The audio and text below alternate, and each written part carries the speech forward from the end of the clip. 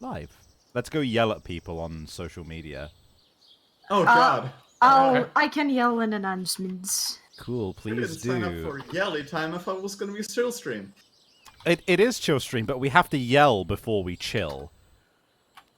We have to get all the yelling out first. Yeah. There we go.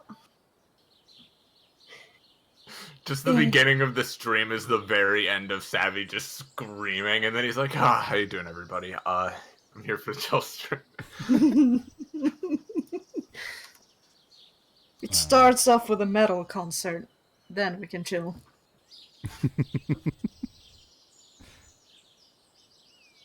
You know, that's the standard way of things. Mm-hmm. That's how it always works out. That's how we do things in the 80s. Hey, it's acceptable. 80s. Chibi, could you also yell in Stabbiness and Surprise Round, please? Fuck yeah! Just a We're Live. I can yell in Surprise Round if you want. Just throw a We're Live in there. We're live, I say. I do say.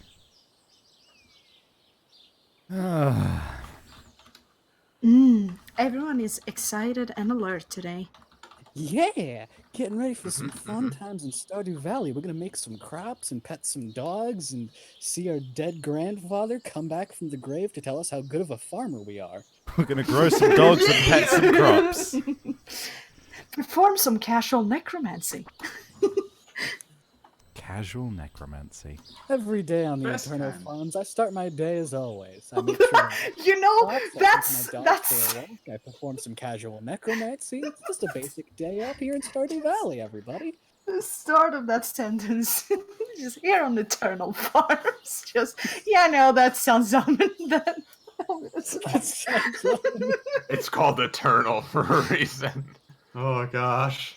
Nothing ever dies. The best part about being a casual farming necromancer is that first of all you bury them and use them as fertilizer. Then you raise them as skeletons to use as workers. And when they have degraded so much that you can't use their bones anymore, you crush them into bone meal and make more fertilizer. Oh god. Here at Eternal Farms, our saying is we bury them, then we scaried them. What? You want to try that again? No. That's I a pretty refuse. good slogan. Welcome, everybody. I'm gonna load the game now. Thought you had a speech or something prepared, but you just no. I'm starting to play now. Out Yeah. of curiosity. Yeah. What Out were of you saying? curiosity, I've heard like a myth or two about how the co-op in this game works. I know it's related to building sheds. What exactly? How does? What is the particulars? I literally have never done multiplayer on Stardew. Do you? Yeah. Okay, so do you wanna, assuming that it doesn't require any prior progress in the game on the part of the people joining you? I own the game. I've always been kind of interested in starting to play. I'll be real, never- if I do a multiplayer one, it will be on a different farm. How Yeah. come? I'm like- just being weird. I'm particular. I started this solo, and I don't want to go through the effort of setting anything up right now, especially now that we're live. Gotcha. But in future, I am down to do multiplayer Stardew Valley. It's just not when I'm already live playing Stardew Valley. And the one thing I would like to point out also, as someone who has played the multiplayer, the other players' houses will stay there permanently, and you can't build anything there. Oh! Even more Yeah, reason to that's- not do it on this particular farm. Yeah, no, understandable. For some reason, I thought you were about to say, as someone who's played the multiplayer of Stardew, don't. It's too competitive, like... What? Fucking corn mains. Yeah, Chibi? Listen, I don't know how to wave dash my crops, okay? Oh, no. And I'm not even gonna touch wobble cropping with a 39.5-foot pole. Don't get me started on that. And the hit boxes. God, let's not even get started on L cancelling the third cycle. God. I do not understand these terms, but I will laugh and pretend I do, Fighting in order games. to fit into this group. Ah, yes, human talking. You Ah, can. conformity. Conforming, something I am familiar with. As a What? human.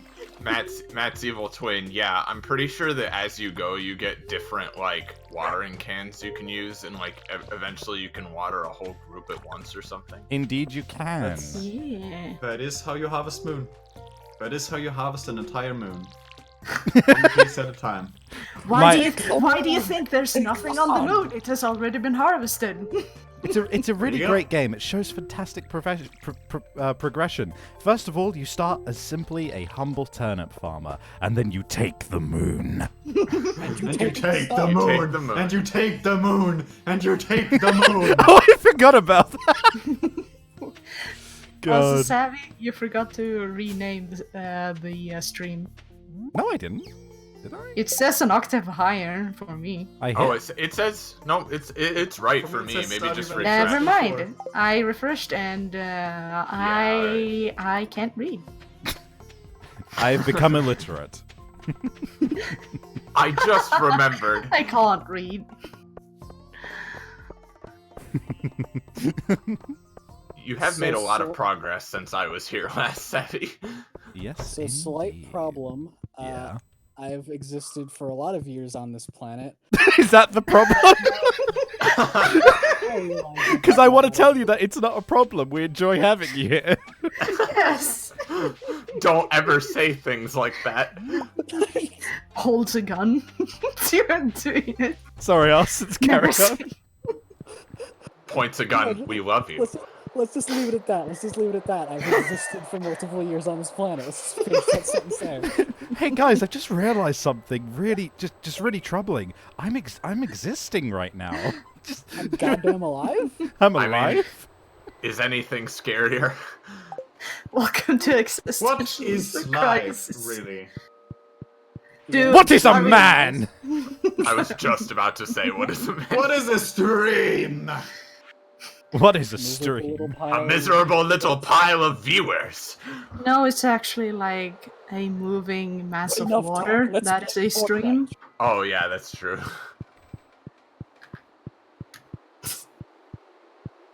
Ooh, do I have something for this bundle, or were you just hanging around there? Nope, nothing shook, so we're good. No. I need grapes. Where are my I grapes? need grapes. Bum bum bum. Let's not start that. Okay. Apples and grapes. God, that's an Det old finns föda. It's joke. Vad trevligt. Vad är det för föda? Ah, yes. Oh. I know. Ah! Hold on, everyone. We're picking up a Swedish radio transmission on our stream. Shibi, in case the Stardew home co-op house is still being a problem, you can apparently go into single. I've looked it up. It says you have to go into single player and talk to Robin to remove it. And I've never read it, so I don't know who that is. Ah. Just go to Robin like, hey, I hate my neighbor. Can you like demolish their house? Can you please remove that? Yeah, but you have to do it in single player, so it's behind her back. Just when they're out at Just work, bless you you. just go to the Bless fucking you. landlord like, Don't worry. hey, so like, I don't, like Susan's been real, like, not really keeping up her end of the deal. Could you just like take down her house? Just get rid of it. How many This G's? is a guest house. This is not your world. So How I'm many thinking, G's is it gonna take to make sure Susan doesn't live here anymore? That's all I'm saying. So Robin, hey, there's an issue with the other building that we set up for the other person on our farm. What's the problem? You built it on an ancient burial ground. The burial ground which I'm using for my casual necromancy. Yeah, we need that. Dog. Dogs. Dogs. Dogs! No. I saw a sign that said dog. There was a sign that said dog. Yeah. back where you were a minute I ago. imagine there are many signs that say dog in the world today. These days, Well, there's too many of them. Too many dogs. Oh I no, I believe didn't mean to there's leave. many dogs. Why are there so many dogs? Because we bred them. That's why. This has been barely a facts with Savvy. It's Why that are kind there of so a many? day. Why are there so many dogs in the world today? I don't know. They just appeared. Just one day they were came- here. I think we're They came being out of invaded. nowhere. Ah. We're being invaded by good boys. Aw. I, for one, welcome our new good boy overlords. I do as well. An alien invasion where their plan isn't to take over the world, it's just live in servitude to us and be looked after as a result. Isn't that the premise of the Broly abridged version, like the abridged version of the Broly movie? I have not seen it. Oops. Shrugs. Shruggy shrug.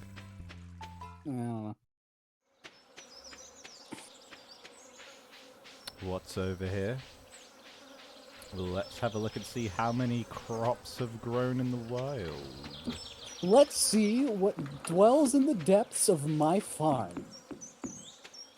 Was that a Zep Brannigan voice I detected there? No, absolutely not. Don't worry, I won't. Not unless I'm prompted to. You won't be. Not unless I feel the beat. Right, no crops here. What am I gonna do with my day? Let's go plant the crops I just bought. So how you doing, chat? I have learned the name of Matt's evil twin's cat. That's all I know. Ooh.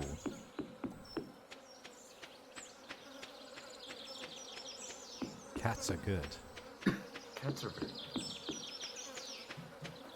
Aw, that's adorable. Rocket's a very cute name. Planting some chilies. Alright, I know what I'm going to do. I'm going to go look for grapes. Do I have the materials for another scarecrow, just to be certain? I gotta. It looks really nice to just be able to mouse over the squares that you want to put seeds into instead of like walking around with a D-pad, having to deal with that junk. That's very welcome. I think that is a way to like make the game show you where your highlighted like icon is, like where you're gonna place next. I'm pretty sure there's a way to do that, but it's obtuse to say the least. Oh god, I think I just thought of a really good topic to talk about, or at the very least the story. I've told this story before, but I don't know if I've told it on stream. Apologies if I have and I'm repeating myself, but I think it's funny regardless. Funny thing about me, despite my love of horror, I used to be an... Used to be what? Sorry, you cut What? out. I Also, used to be gunshot. he's dead. He just died mid-sentence. Oh my god. Yeah, it's almost like there was some kind of Wow. terrible secret that he wasn't at liberty to share. God damn it! Arsons, if you can hear us, you've died. You have completely died, friend. I'm worried. He must have Don't just, worry about it. his internet must have just crashed. Oh dear. Can someone text him? Text chat him. Send him a massage. Send him a massage. I'm not going to destroy your tent, Linus. You're too I'll chill. put that there. But I am going to destroy your shoulder cramps. Hey, what was her name again? I forget. But the reason you may not have had any patience is because there is a grand total of like fucking 30 people living here. I've been grappling with a strange realization after after you said you're gonna go find grapes. They grow on bushes, right? I'm actually not sure. Do they grow on bushes? I think grapes grow on trees. Grapes grow on vines. Hence, I heard it on the grapevine. It's just that these are actually berries that I picked up. They just look like grapes. Oh, okay. So these ones grow on, yeah. Okay, I was gonna say, like, I know they're like vines, right? But I wasn't sure if it's like a tangled bush of vines or vines hanging from trees or whatever. I have nothing. My grape knowledge is lacking, clearly. Yeah, I can Google grapes. Okay. We need to know this. It's science. A grape is a fruit. Botanically a berry of the deciduous woody vines of the flowering plant genus Vitis. What? Plant Grapes things. can Botany! raisins, vinegar, grapeseed, or... Yeah. We need a Lara in here to Ah. I won't lie, when I thought up the idea of her being a botanist, I was immediately just like, that's gonna be fucking hilarious to say in her accent. I'm a botanist! botanist. I'm a botanist. I study plants. Let me tell you about my grapes. Let me tell you about my grapes.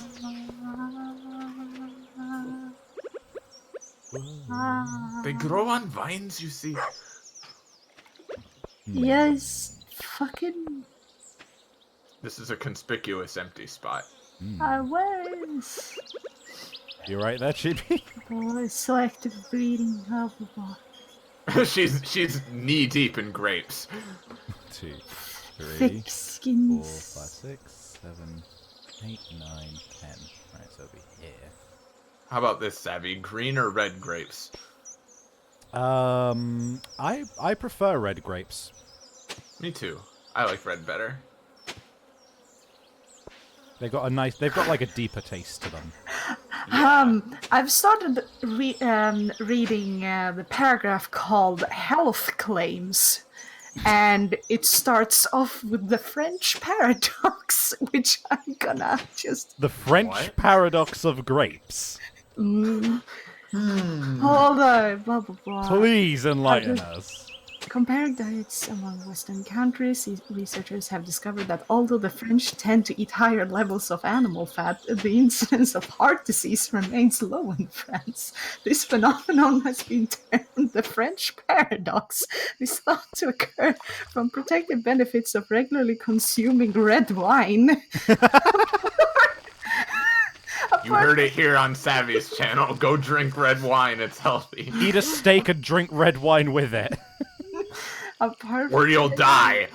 Apart from potential benefits of alcohol itself, including reduced platelet aggregation and vasodilation, polyphenols, e.g., resveratrol, mainly in grape skin, provide other suspected health benefits, such as alteration of molecular mechanisms in blood vessels, reducing susceptibility to vascular damage, decreased activity in a systemic hormone causing blood vessel constriction that would elevate. All right, we're gonna stop hearing about the health benefits of grapes now. This episode of Getting Savvy, or not Getting Savvy, Savvy's channel, brought to you by grapes. This episode about getting even savvier about grapes. Great. Yeah, get savvy about grapes. I'm back. Gotta love that my internet cut out at the perfect time when I was in the middle of saying something. Yeah, right in the middle of your sentence, dude. It sucked. Okay, so what I leave off on? Well, you've missed a bunch of a deep lore about grapes, but you just I know what the French paradox is now, so that's cool. yeah. But you also you just left said, off on literally. I have a story. You said even though I'm a big fan of horror, and then it cut off. Oh, it cut off exactly. Okay, so Yeah, the yeah. thing is, I don't need to start from the middle of the story. Exactly at the content, yeah. Okay, so again, despite my love for horror, when I was younger, I used to be an absolute pansy. I was afraid of pretty much everything. And here's a story relating to that. So in 2007, we had this 4th of July party. And it was pretty good. I have fond memories of that party. However, on the radio that was playing, they started playing Michael Jackson's Thriller. And of course, seeing as it related to zombies of the undead trying to consume flesh, I was immediately getting terrified. So I went inside to take a breather. Uh, Fast forward a few years, and I'm graduating from middle school. Still a pansy. Uh, they basically have this entire venue where they have like these old carnival games and like candy for the kids, like something nice where it's like, yay, you graduated middle school. The DJ, of course, starts playing Michael Jackson's Thriller. And again, I need to take a breather, so I like go outside of the venue and like try to relax. Eventually, my mom, who was Oh there yeah, as the like a story. chaperone, my mom, who was a chaperone, comes along with all the teachers, and they say, "What's wrong? Is everything okay? We weren't sure where you went." Now, despite the fact that I'm pretty well spoken nowadays, when I was younger, I didn't exactly know how to word my sentences. So as opposed to telling them I didn't like the song Michael Jackson's Thriller because it scared me, I had told them I'm afraid of Michael Jackson.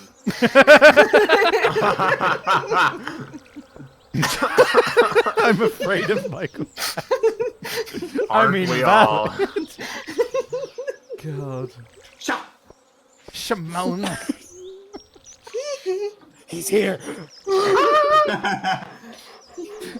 What was it? That post on Tumblr, the dream, Yeah, yeah. Someone had a dream where they were hanging out with Michael Jackson, and someone asked, "Hey, Michael Jackson, what are your pronouns?" And he answered, "Hey." That's good. That's really good. Hey, did I Oh, fucking boy. plant tomatoes? I don't remember. I need them. I don't know. Maybe it was tomatoes. Hey, did I plant tomatoes? Tomato, tomato. You say tomato, I say tomato morts. I'm gonna briefly look up Stardew Valley tomatoes and see if they have a little picture of their growth cycle. They do. Okay, let's compare and contrast it to see if I have any tomatoes. I don't believe I do. Guess what I'm buying? Grapes. Turnips. Let's buy 6 of them. I bet you I do have them, and I'm just being an idiot. Oh wait, let me check if I got any fruity fruits in my cave. Let Those. me see if I have any. fruit Wait, on foot. what? I have a bat Alright. cave, Good for you. which looks more like a cult cave, to be honest, because when you stand in there for long enough, a bunch of eyes show up. You know, Joe. as it is. Two specifically when you enter the cave. Oh, that's great.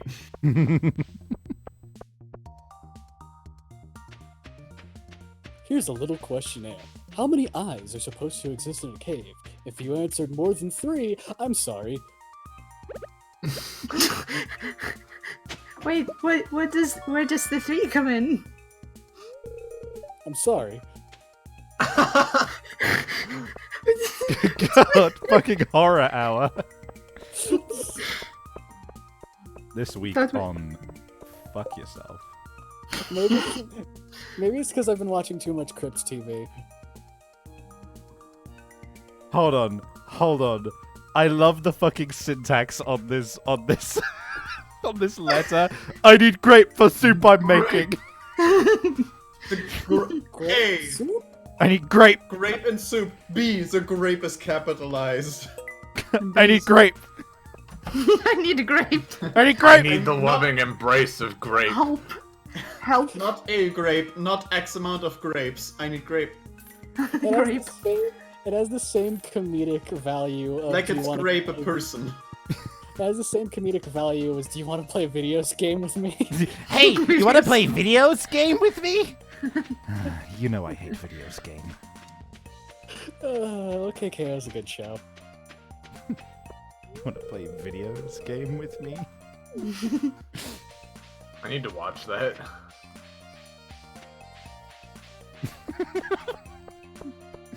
I don't know what's so funny about videos game.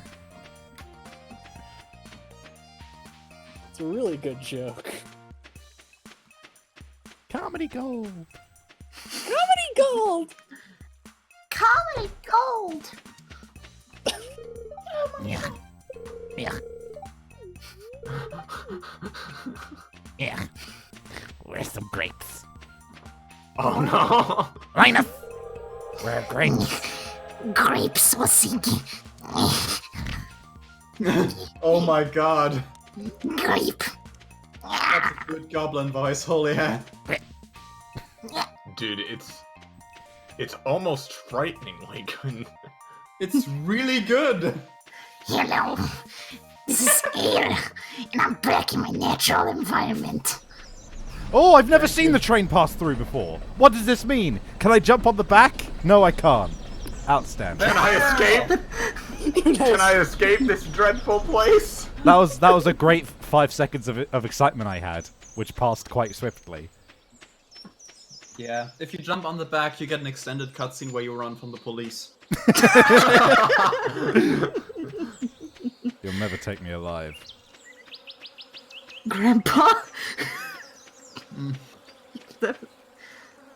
That's how your grandfather really died.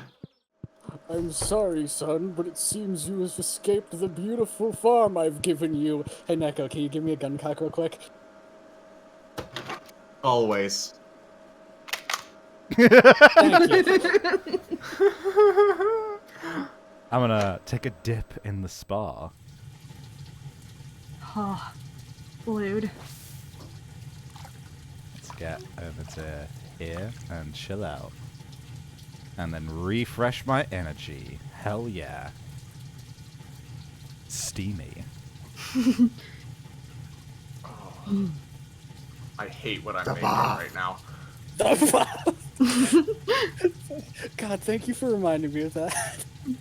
I was wondering whether that would even get any sort of reaction. I'm actually kind of... I guess that's a bigger joke than I knew. Huh? It's a joke from Gorillaz. It was from Yeah. the Saturn Bars music video where it starts off with them going into a house and Murdoch finds like this old grody bath. He's just, the boss! The boss. The bath. In the dark of the night, evil will find you. Corwin1211 says, "Why are you buying grapes at the soup store?" Fuck you. God. Joe, at some point. Also, looking I'm for very that. proud of Rocket, Matt.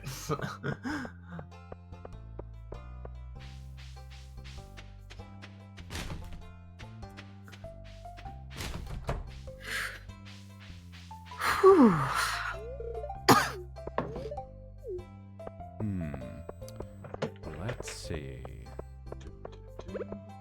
Let's do some fishing. Let's throw this ball into the ocean and capture some living creatures. Let's depopulate the ocean. Let's put the That fork in the is- garbage disposal. Is that how you catch ocean Pokemon? You just throw Pokeballs into the ocean. Oh yeah. I mean, Hope for the best. There's this long line of like people on the beach, all with fishing rods fishing, and then you just like throw a Pokeball in the water and just wait forever. Kid, what are you doing? What does it look like I'm doing? I'm not gonna get a Gyarados any other way. What does it look like? I'm Pokemoning. I'm poking the mons. How about you mind your own business, Fisher boy? Whoa, whoa, whoa, whoa, whoa, whoa, whoa. Good you catch. A fucking can of magic- soda. Joja Cola. Jojo! George! George! Do do do do. Ba ba ba ba ba ba ba ba. This Sorry, I just gotta. Sorry. Just gotta leave this. Just gotta leave the call on the server forever. Hold on. I just Just gotta file a report for Jojo crimes. comedy gold.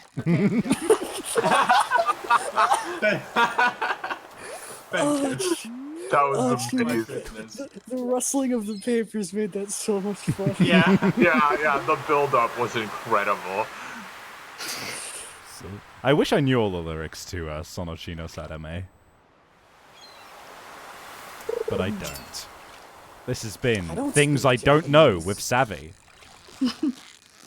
You know, I don't actually know how many kilometers it is between the Earth and the Sun.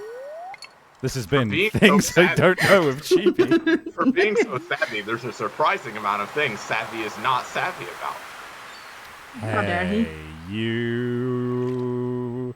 Sorry, guys, stream's over. Oh god, shit, leave, evacuate. Cut the stream. Get out!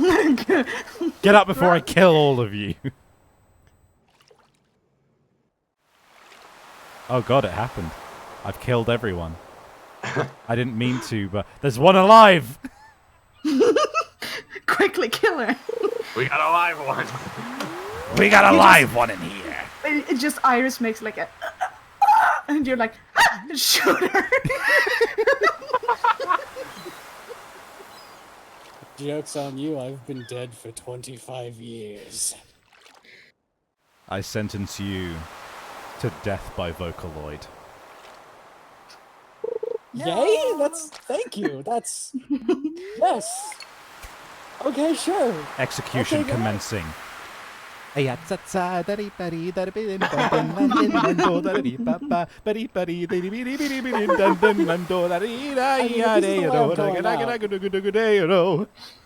mean, I'm okay with this. Yeah, sure. Alright. I'm done with fishing. God, I really hate what I'm making right now.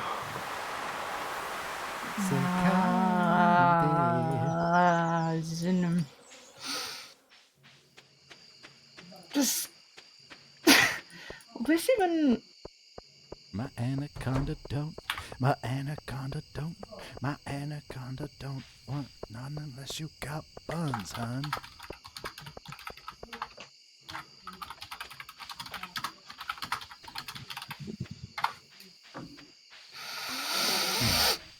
To make a folder on my computer for just shit posts. Oh, I have one of those. So does They anybody keep think about infecting the rest of it. So does anybody else think about how plausible it is that Donkey Kong actually knows how to tie his own tie? wait what? Excuse you, he's a classy gentleman. Of course he knows how to tie his own tie. No, yeah, like exactly. That's what I'm talking about. Of course he does. Don't question a gorilla. Do you know what he'll do to you? He'll fucking kill you. He's a goddamn gorilla.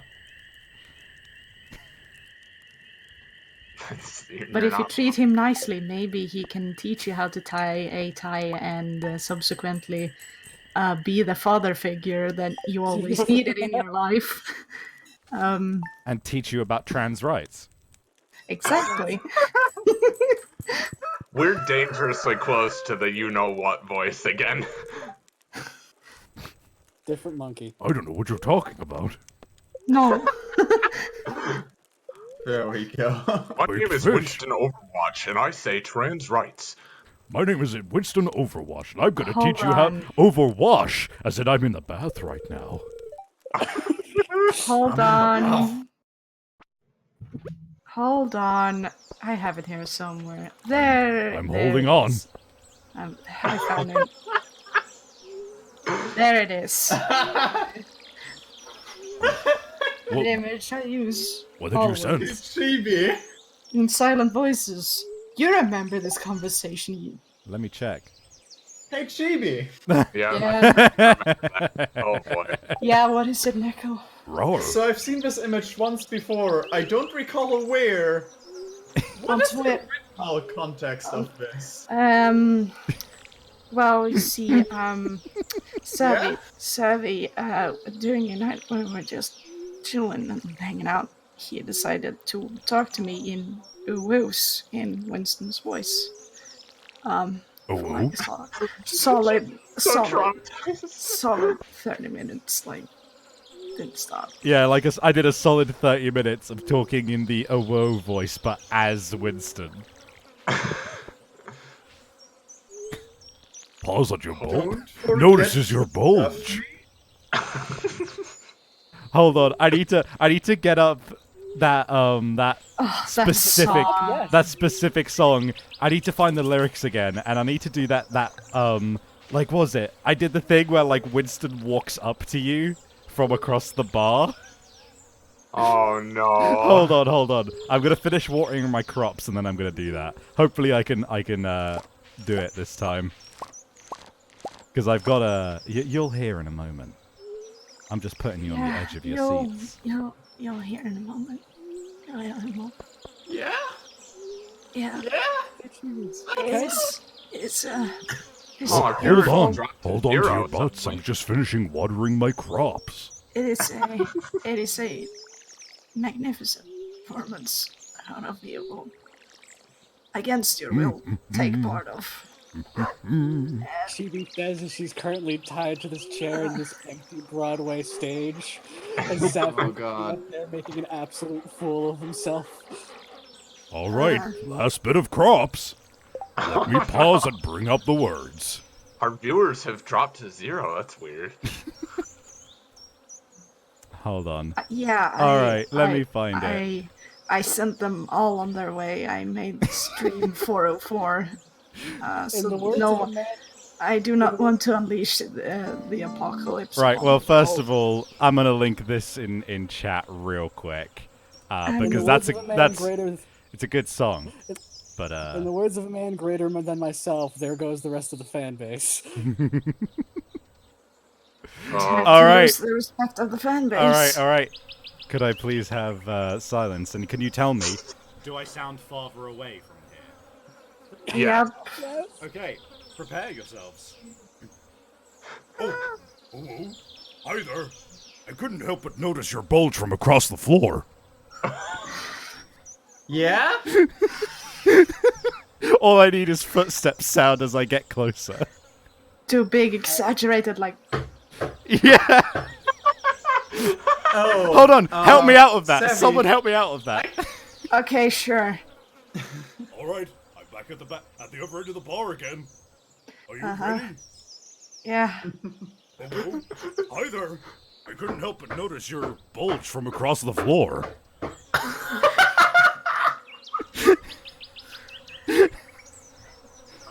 I thought I was slick with that Beast Trigger horror audio post back then. You got me so beat!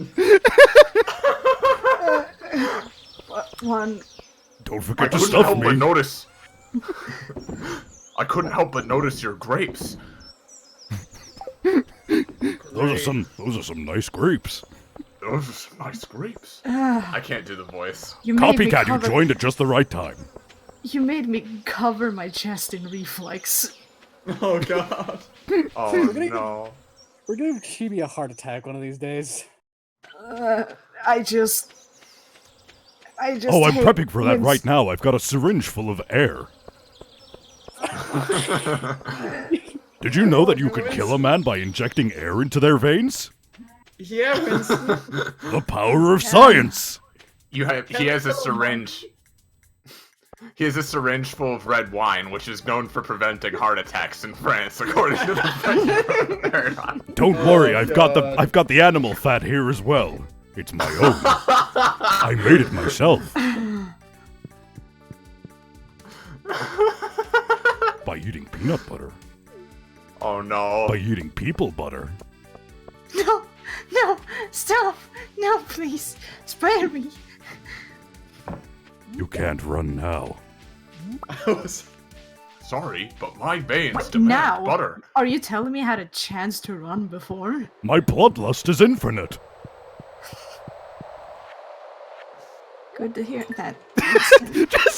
It's good to hear that, Winston. It's good to know, yeah. It's good to know, Winston. By the way, do you have Nuzzles a stool your necky. here somewhere? Do you have a stool? Nuzzle. Like, Nuzzle your necky wecky. Oh, whoa. You know what? I think I have the perfect way to describe most of the streams we're a part of. You guys want to talk about anything? Hey, not really. I do. We know, Winston. I'm sad. I know, Winston. Listen, if you don't talk about things, I will come up with terrible voices and I will use my powers for evil. Okay then. Hey, Chibi, should I open the box? open the box, please, for the love of God, open the box. Okay, I'm gonna open the box. So, in front of me, you've seen a brown paper box. I open the box, and inside is a skeleton key. I take the skeleton key and go to the other side of the room where there's a door that wasn't there previously 5 seconds ago. I unlock the door and ask you all to come I inside. sprint in through the door. Away from Winston. Are we in the You guys Twilight coming in or Zone? what? You guys coming in or what? You can't escape me from Yeah. Fuck it. My schedule's clear. Okay then. Well, So I'm just going to assume that everybody else comes inside of the room, and if not, you're already inside. So... It's me, Winston. No, locking the door. it's me, Winston. Let me in. It's me, Goku! Baku. So, while we're inside of this room, I'd like to ask everybody in this call a question, and even vicariously the chat. You guys seen the film Frozen? Yeah. No. Yeah. Yeah. What are your guys' thoughts on Frozen? This sucks. Sucks. I left Sora Kingdom Hearts in it. I love Sora Kingdom. Oh my god, I hadn't even considered that as a possibility. Regardless, I think we're pretty much all in agreement that Frozen could have been a much better movie. Yes. Yeah, yeah. Like, I Okay. respect the message they were trying to send, but it was just like... Ironically, Frozen was a very lukewarm movie. Yeah. So, as you're inside this room, I'm sure you can all notice that it is a small theater. And I'd like to walk down memory lane with you for a moment and give my own point-by-point as to why I think this movie not only is not a good film, but such an unabashed waste of potential that clearly had a lot going for it, but was marred down by what I like to call, Disney making the same film 5 times. I like shove a handful of popcorn into my mouth watching, and then I turn to Chibi. Is this really happening? Are we? Yes. Hold on. I have been here before, do not worry. I know this is coming from the guy who was just role-playing as Winston for the last 10 minutes, but are we role-playing right now? Kind of, I don't know, Kind- half- maybe. We're half there, role-playing. guys. Hey, Ballast, how you doing? You're in the room with Hello. us now. You can't You're in escape this- now. I would Here's have been here earlier, but I was searching for my other mouse because I apparently lost it last night and I still haven't found it. I thought you were going to say I would have been here earlier, but I heard Savvy was doing the Winston voice. But to clarify, I'm mostly using this as a framing device. One, because it's fun. Two, because it actually helps me get across my point. Frozen. Starts off with the basic concept of like, okay, so we have Elsa and Anna. Elsa has magical ice powers because of her stand, and Anna, Okay, wait, what? Her stand, vanilla ice. I mean, Oh, that's the sorry. You mean Cool Eyes? Yeah, nobody else is a stand user in the film, so they can't see it. Oh no. Hot take! Oh my god. That Shit. aside, we get the scene where, you know, they're playing around with their ice powers, they're having a good time, and we get the crux of the film where Elsa accidentally hurts Anna, and then we have the entire thing where their parents try to help Anna cope with the fact, or Elsa rather, that she has these powers. Which is the one interesting thing that the film has, in that it's clearly shown that these parents care for their children very explicitly, but go about trying to protect their children in a way that's not exactly kosher. Because most Disney films have this thing where it's like, here's the clear bad guy, here's the person you should be rooting against. Meanwhile, we have something that's actually a little bit more complex and that people can care about you, but maybe they don't always know what's best for you. Okay, to but Frozen real right now. quick, even that is ruined because the guy at the beginning tells them, hey, don't be afraid of this power, treat it with love and respect and help it grow. Oh, okay, let's lock her in a room. That's what he said to do, right? Waka waka. Waka waka.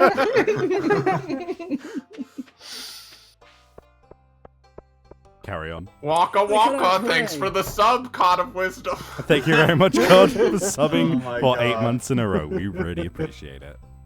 No, yeah, thank you, Cod. But anyways, I'm back from the immortal depths because my internet cut out. But yeah, as you were saying, Iris, that too is also ruined because they're dead. They're dead. Yeah, that too. Yes. Hmm. So a concept that would have been extremely and infinitely fascinating to go on is dead. And I imagine people are like, oh, but how would Elsa become the queen if their parents aren't dead? You do know that royalty can, like, pass on to the next lineage, right? Sometimes people just get too old and still alive. Yeah, just retired. Yeah. Yo. It's not a hard concept to grab. But eventually we get to the huge coronation day, where eventually Anna sings a song about how happy she is to. Man, one thing I will give Frozen: nice music. Like, Yeah. as much as it was played to death and back, whoever wrote the Well, music for Frozen were there. The problem is that the whole movie was made for the soundtrack instead of the other way around, really. Yeah, that's actually a very good point. But eventually we get to the coronation, and Hans shows up on screen, and you can visibly see that my eyes have glazed over and my hands are gripping the sides of my chair extremely tightly. Having seen this before, I continue to eat my popcorn. I reach Yes, into but- Chibi's bucket of popcorn and also eat out of her popcorn bucket. Hey, fuck off! My popcorn. Hey, popcorn is just one thing I refuse to share. Sorry. Acceptable. Reasonable. So we get that one thing where it's like, love is an open door, they fall in love, and then we get to one line where Anna's saying like, oh, by the way, I've fallen in love with Hans and we're going to get married. And she says the line, you can't marry a man you just met. Okay, so here's the problem with this. Disney very recently has had this thing where it's like, we're gonna subvert the tropes of all the Golden Age movies because everybody's always talking about like, oh, how could Ariel fall in love with the person she just met? How could this happen? How could that happen? How come Simba hasn't filed his child support? I mean, yeah. Like all the stuff that BuzzFeed makes fun of. So Disney has this mentality where it's like, we're gonna, subvert all the tropes that everybody knows us for, so we can show that we're with the times. Here's the thing, though. They say, oh, you can't marry a man you just met. But literally, if they never made any jokes about it, if they never brought up the fact that, oh, this is weird in universe, they'd still be doing the trope. 'Cause Yeah. they are. Yeah, you can't bring up a trope like, isn't that just like this trope? Anyway, let's keep doing it. You can't do They that. literally do it. They do it in the same movie. They do it at the end. So bad. So yeah, that's one of my main problems with Frozen and recent Disney films as a whole. And like, here's the thing: Coco and Moana, very good films. Moana still falls into this trap, though. They have the exact same problem, Yeah. but like, it's whatever. I think Moana's Moana's much, much better than Frozen, but yeah, it's still not like the greatest thing I've ever seen or anything. No, yeah. But anyways, moving on with the film, we of course get to the segment where Elsa has a panic attack at her coronation, accidentally creating the Eternal Winter.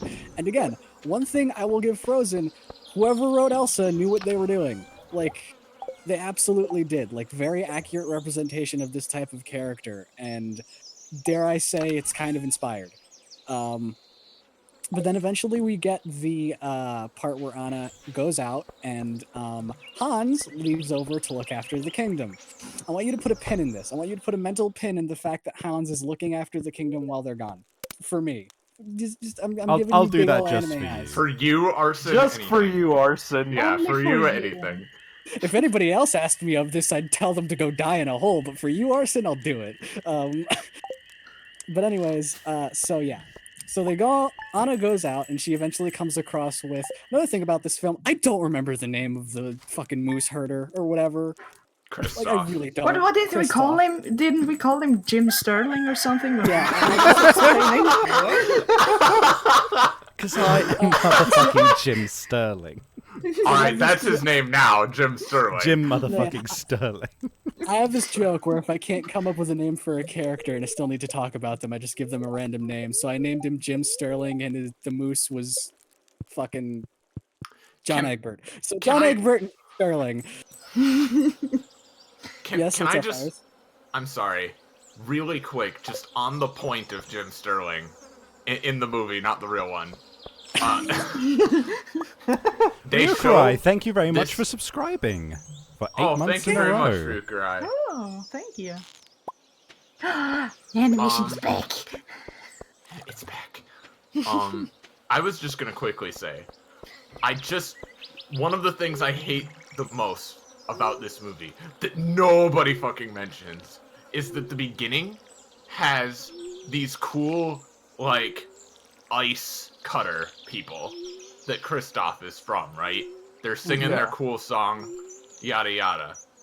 Really cool. Then, Jim Sterling and his dear friend, John Egbert. Dear friend, huh? I don't remember exactly what happens, but they run off for some reason, and they witness whatever weird thing was going on with the parents and the trolls, right? And one of the trolls looks at him and says, "I'm going to keep you." And they do. They kidnap this child from his, like, family of ice cutters. And it's never mentioned. You never see the ice cutters ever again. He's just been kidnapped. Nobody talks about that. I've always thought about that as well, like, because he was obviously there with, like, his dad or something, but then he's just like, nope, this is my new family, I guess. It is literally, she says that to him, cuts away. And then next time you see it, it's in the future, and he's with the trolls with troll Stockholm syndrome. And also, why are the trolls in the movie? Because they're horrible and cancerous, and you could have just had the cool ice chopper people in their place. What are you doing? Sorry, I interrupted you. No, you are right. You. I just wanted to make sure that that point was not missed, because that is what I hate most about the whole movie. Oh, that is a very important part. And you know what? You've just made me realize something new about Frozen that could have absolutely done better. But let's continue. So, Anna meets Jim Sterling, and they do the whole "how can you marry a man you just wet?" ha ha ha cue laugh track, and me having my soul escape from my body. Oh, by the way, another thing, saying you have a gay couple isn't the same as showing it. Just because you said the sauna guy was gay doesn't mean that's representation. You just said it. Thanks, J.K. Rowling. Yep. Yeah. This is a call-out post. Same thing. That's the exact same thing Chibi said when I told her about this. If it's not on screen, and it means nothing. Like, seriously. And it is just Disney loves doing queerbaity shit like that, and it's terrible. No, yeah. But eventually, as they go about on their adventure, we come across product placement. I mean, Olaf. He exists. Funnily enough, I was ready for him to be terrible, but even he was not that bad compared to the trolls. He was, mostly fine. Compared to the trolls, and, but at the same time, it's like, I can't not look at Olaf and be like, toy. I know, but he actually does have a pretty funny song. Like, it could have been worse. It could have been worse, right. It definitely could have been worse. And we got an okay Kingdom Hearts 3 segment out of it, so alright. I love the meme. I have not played this game yet, so don't spoil too much, but I love the meme where Donald's, just horrified face looking at Olaf. This might be a good place to find some ingredients. But anyways, so continuing on with the film, we catch up with Elsa and have Let It Go, despite the fact that it's engraved in my nightmares. Good musical segment. Again, whoever wrote Elsa and had everything to do with Elsa did a good job. That is one thing I will never take away from this film, is that Elsa is a good character and a good concept. It's a shame that they ruin it, but let's not talk about that just yet.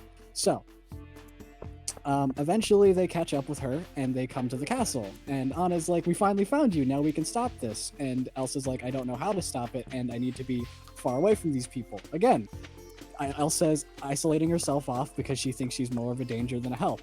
Like, again, who wrote Elsa? Because they should have been writing most of this film. And then, due to her panic attack of not knowing what to do, she double curses Anna, I guess. Double curse. No, yeah. Activates her stand power, and Anna is slowly dying. And then that leads them back to the rock trolls, and we have that musical segment that happens. Hold on, I'll be right back. With All right. all that stuff. But then they eventually get back because they realize that true love will break the curse. Uh-huh. Now, this is the part of the film that especially irks me. The part of the film where the last half virtually Oh, that's a ruins cute the film for graphic. me. Sorry, go on. No, yeah. This last part of the film virtually ruins it for me. And it's also part of the reason why I've created this weird roleplay scenario to just show how much I hate this part of the film. So, they get back, and they eventually meet back up with Hans. Now, remember that scene I told you to remember of Hans looking after the kingdom while they were gone? Yeah. Interspersed through the film, we see scenes of Hans, like, looking after the kingdom. And you know what? He does a good job. He's doing good, making sure that everybody stays safe and calm, and, like, genuinely being a good, like, leader figure in this time of crisis. So, no, yeah, we get that. And then we get the part where they come back to Arendelle Castle and are trying to, break the curse by, true love. We then get to the scene where Anna is in the little fireplace area and Hans comes over. You can clearly see that the two armrests that I was clinging onto for most of the film have been torn off and are now in the left wall, inside the wall.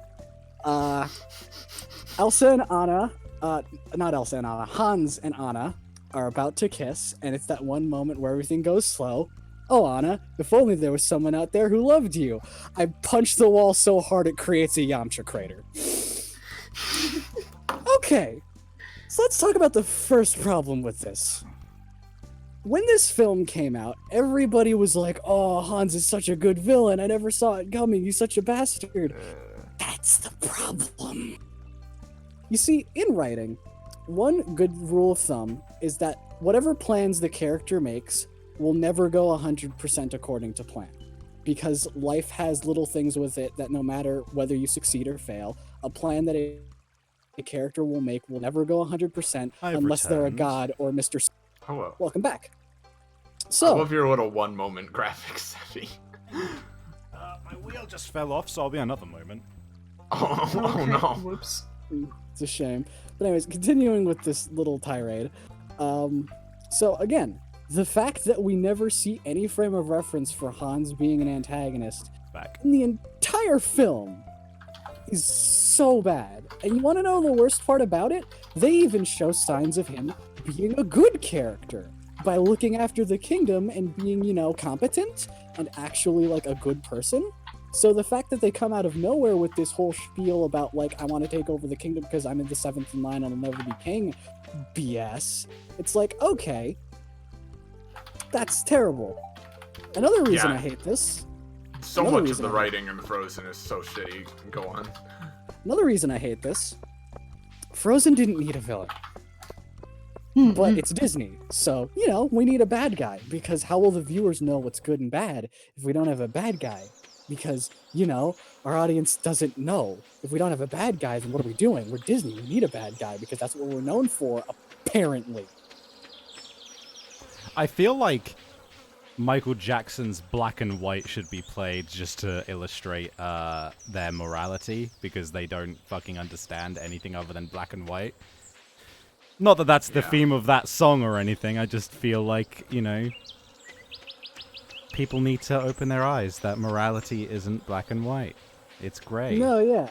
Personally, I'm all for villains that are just completely monstrously evil. I don't really think there's a bad way to do it. I think doing that is just as valid as making things more complicated and making things more gray. It just depends on the type of story you're trying to tell. But there's a right way and a wrong way to do everything that you're trying to do, you know, regardless of what absolutely. it is. And in this case, it is simply just a case of like, you know, they wanted a twist to reinforce that really forced dumb thing of, oh, you can't just rush into marriage or whatever, even though she does right after this. So it's you know, very clearly bad. Again, I'm all for very good villains. Like, I think, you know, like, Frollo is obviously a completely irredeemable monster, but I think he's a really good villain. Oh, because absolutely. he's like, they're trying to make a point about, like, the way things were at the time and the way things continue to be to an extent. So it's like, you know, No, it's there's a lot of interesting. different ways to do it. There's a lot of different ways to do it, but Yeah. you have to do it well. Even if the villain is just a completely irredeemable monster, it has to be for a reason. Yeah. You know, everything has to be for a reason. No, I've I couldn't have put it better myself. yeah. Now, let's get to my final point. One that, to my knowledge, similar to Iris's point, I don't think anybody has brought up. And it's the point that Frozen could have changed 2 scenes in this entire film. 2 scenes in such a small way. You're dead again. Damn it. Oh man, we have to wait in suspense for the thrilling conclusion to this story. Which 2 scenes? Who knows? Who knows? Find out next time on Getting Savvy episode 2.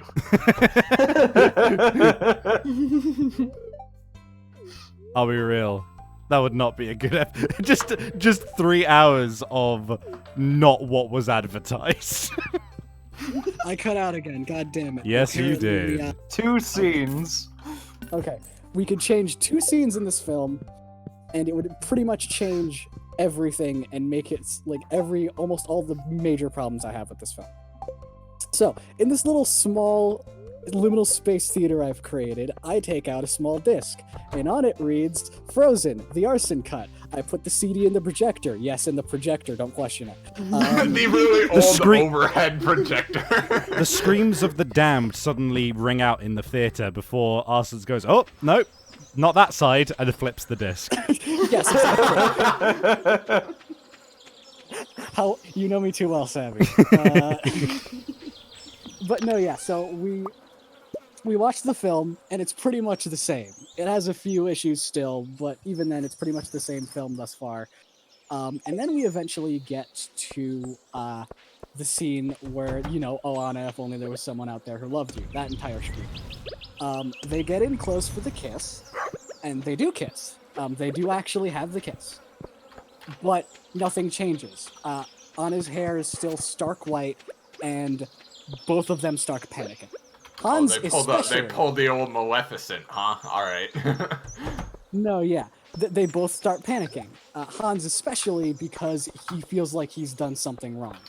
As if, like, he's not doing this right. And eventually leaves the room because he's terrified. And he eventually tells all the people in that room that Anna is going to die and that it's his fault. Eventually the movie continues. She escapes. She has the embrace with Elsa.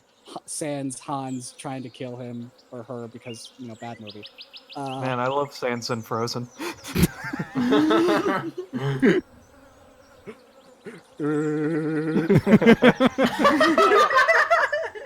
The other change I've made with this film is that I've replaced Olaf with Sans, but don't worry about it.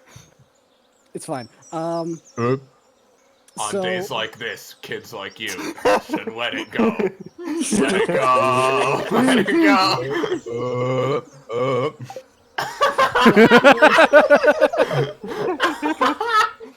Continuing. You do that scarily well. But anyways, Thank you. continuing. So we get to the part of the film where they're on the ship, and the scene where famously, like, Anna is supposed to punch Hans. But instead, Hans is, like, profusely apologizing. And then, like, in the midst of this, Anna interrupts him, and it's like, you're fine. We both went into this too fast, but I do still care about you, because if it wasn't for you looking after the kingdom while I was gone, I wouldn't have been able to find my sister. They both like have a hug or embrace or something, showing that they both still care about each A other. friendly handshake. Yes, exactly. And this is the huge problem I have. The entirety of the theming of Frozen is one, dealing with like, you know, Elsa and her obvious allegorical trouble with like depression and stuff like that, which is actually really well written, and Disney trying to say, we can do better. We can like not get into our same trope. And I would have forgiven the "you can't marry a man you just met" joke if they went with this, because not only that, it would have been a way better message, because, you know, people in real life do fall to infatuation, where they think they fall in love with somebody, but truly they're more infatuated with the concept of them. And in changing these two scenes, not only do you fix the problem of Frozen doesn't need a villain, but you also tell an even better theme on top of the one that Elsa has, and a more complex story in the fact that there isn't a bad guy. Yeah. But they didn't. Also, the iris cut of this, I hold up my own disc. Oh, hey, will you look at that? Is the same. It's the same as your cut, except also everything to do with the malignance of the trolls is completely removed, including the terrible song, the child kidnapping, and all that dumb, terrible pandery shit. And they're replaced with the cool ice chopper dudes that kind of had that cool Nordic / How to Train Your Dragon aesthetic going on. And Sans is still there. Sans is there. My OC Sans. But yeah, no, I agree. Yeah, I mean, that's the my bone in time. his eye what is brought on the obviously whole- the ice. Go ahead, Iris. So what brought on the Frozen thing, Arson? Why'd we do that? We needed No. something to talk about, and I Yes. refused to interact with No, Kristen. no, you're valid. You had to Well- say the forbidden word. You No, I have. No. I actually have a topic of conversation. I'm not going to be Mimi. Hold on. Okay. On the subject of villains, I like where this is going. yeah, no. Well, the first thing, one of the very many reasons I'm excited to carry on with Getting Savvy is Hans, because, funnily enough, he is my villain as well. My villain is named Hans. Oh, what a segue! Good job, me. Wow, amazing. You You planned this very far in advance, obviously. No, clearly, yeah. I told Arsons, hey, talk about Frozen, and then we can segue into my thing. But Yeah, by the way, start giving that $20 when the stream's over. Yeah. Funnily, and of course you didn't do this, but I have actually named my own characters after characters I hate and other things, just so I can be like, I'm replacing you in my head. but yeah. Anyway, on the subject of villains and such, one thing that I'm very excited about is seeing people react to Hans, because I've got a whole thing laid out for him, and I'm simultaneously. The thing I love doing with villains is making it so that their motives are... You can understand their motives, and you might even be able to get behind them, but it's still just like... I understand you, but you shouldn't be fucking doing this, and it's... Regardless of how much I understand your motives and the reasons behind why you're doing the things you're doing, I still think you're reprehensible, and what you've done is unforgivable, because that is something which I find very intriguing and very interesting, is the idea of being able to understand someone but still think that what they're doing is wrong. And Yeah, that's just from... I'll go on. no, go ahead. I was just gonna say, just my initial reaction to him, it was somewhere along the lines of like, he kind of struck me as the same type of, kind of like, you know, from Jello's anime campaign, without spoiling too much, there's like the evil scientist guy in his campaign. He kind of struck me as like that, except instead of like crazy irredeemable monster, just kind of like a guy who is doing that kind of thing in the wrong way, which I thought was interesting. Yeah. But No. yeah, Oh, I'm I mean, interested to see where that goes. yeah. Well, Hans, his design was somewhat influenced by Luft. So, but that's. Yeah. I mean, it's hard not to be when it's, you know, scientist archetype. Oh no, I get that. I mean, a lot of the anime campaign I'm doing is inspired by that too. So Yeah. Yeah.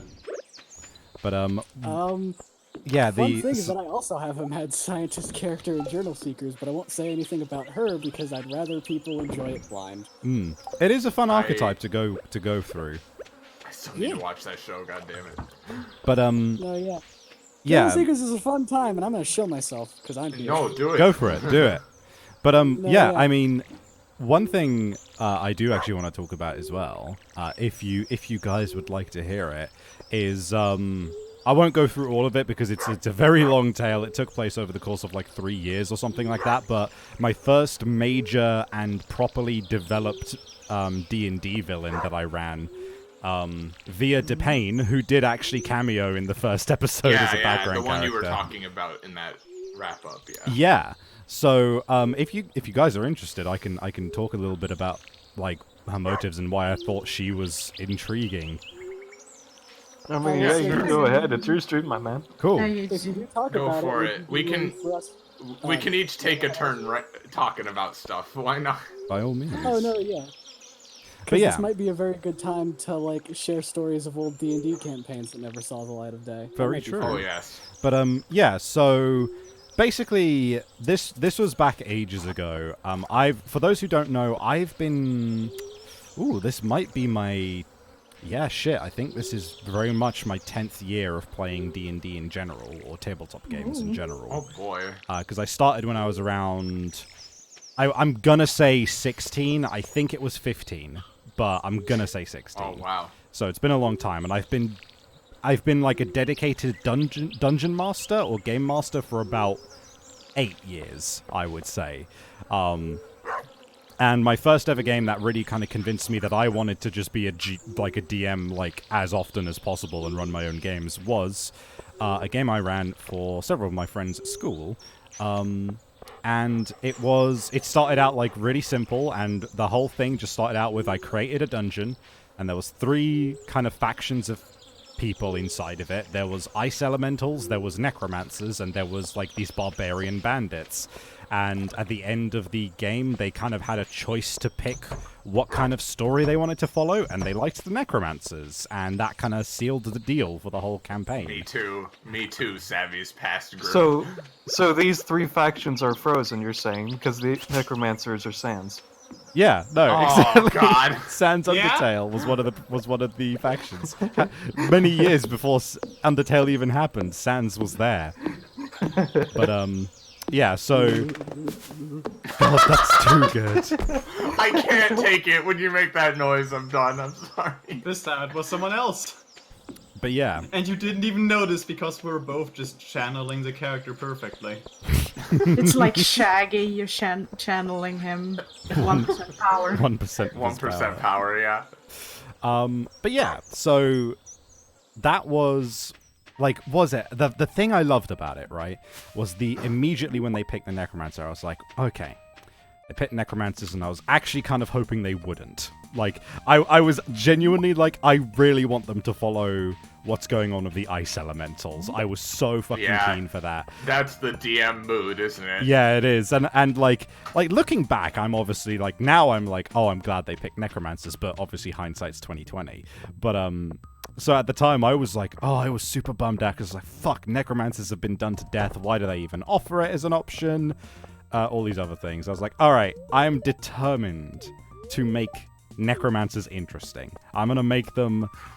I'm gonna make it so that they aren't the biggest thing for me was, okay, so if this guy was from a family of necromancers, what are the standard tropes about necromancers like being in a big family or whatever? And it's like, all right, normally they're like some underground cult or something. And I went, okay, let's subvert expectations and let's say that they're running a city. Let's say that they're basically... That's already cool. That already sounds like a cool, like, you know, Borgia family thing, but necromancers, that sounds awesome. Yeah, that was essentially the idea, was just like, the actual framework of the city, they did have a council, which was like, you know, voted in by people, but it was essentially like it was for show, essentially. So... Yeah. the people who made the real decisions were the Depanes, the necromancer family, because they just had shit tons of money, and they just fucking bought off anyone who had opinions that aligned with theirs, and everybody just kind of knew that they were the ones who were really in charge, and even the people in the council were just like, yeah, we're here because we get paid well, we don't care. But then the other thing about that was like, okay, well, what would most people suspect would happen if necromancers were running a city? Oh, is it really evil and everyone's like downtrodden and the rich are rich and the poor are put in poverty? I was like, what if this city was one of the most prosperous and well-run cities in the fucking region? And the reason for that is that people can sign what I termed a POUD, I think it was. It was permission of use after death. So you could willingly sign. Cool. You could willingly sign a form, which was a POUD, permission of use after death, which quite unsurprisingly meant that you gave permission to the Depanes to use your body after death.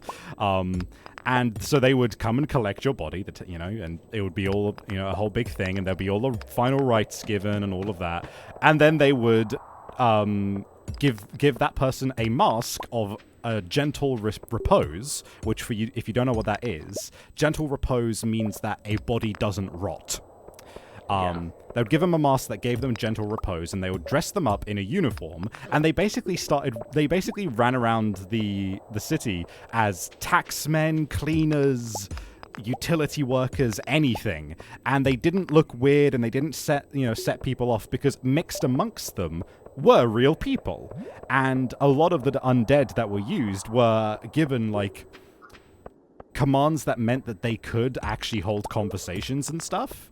So it would only be if you got into a deep conversation with one that you started to clock on, oh, this is one of the undead. Oh man, I really want to do a thing now where it's like you're talking to undead and it's essentially the same as talking to like a answering, like a robot customer service type thing. Yeah. Well, you nailed it. That was basically what the feel of them was. God, that's so good. That's really cool. I want to play in this campaign now. Yeah. Even though it happened years ago. Thank you very much. But yeah. No, that is cool. It also reminds me of one part of Berserk too. Was there something similar to that in Berserk? Yeah, without going into too much detail, at one point, one of the, like, demons in Berserk, like, has control of this giant, like, kingdom capital city, and they do a thing where it's like, oh, look, normal people who normally are suspicious of things, magic isn't evil because I can do this, and they let them, like, they basically have this big chapel where people can come in and speak to the resurrected spirits of their loved ones who have died, and wow. Basically say goodbye to them one last time and stuff. Ooh. It was essentially like not a bad thing, just like a way of the dude to be like, no, trust me, it's okay that I'm not human, Yeah, that's cool. I like that. Same energy, yeah. Same energy. But yeah, so the thing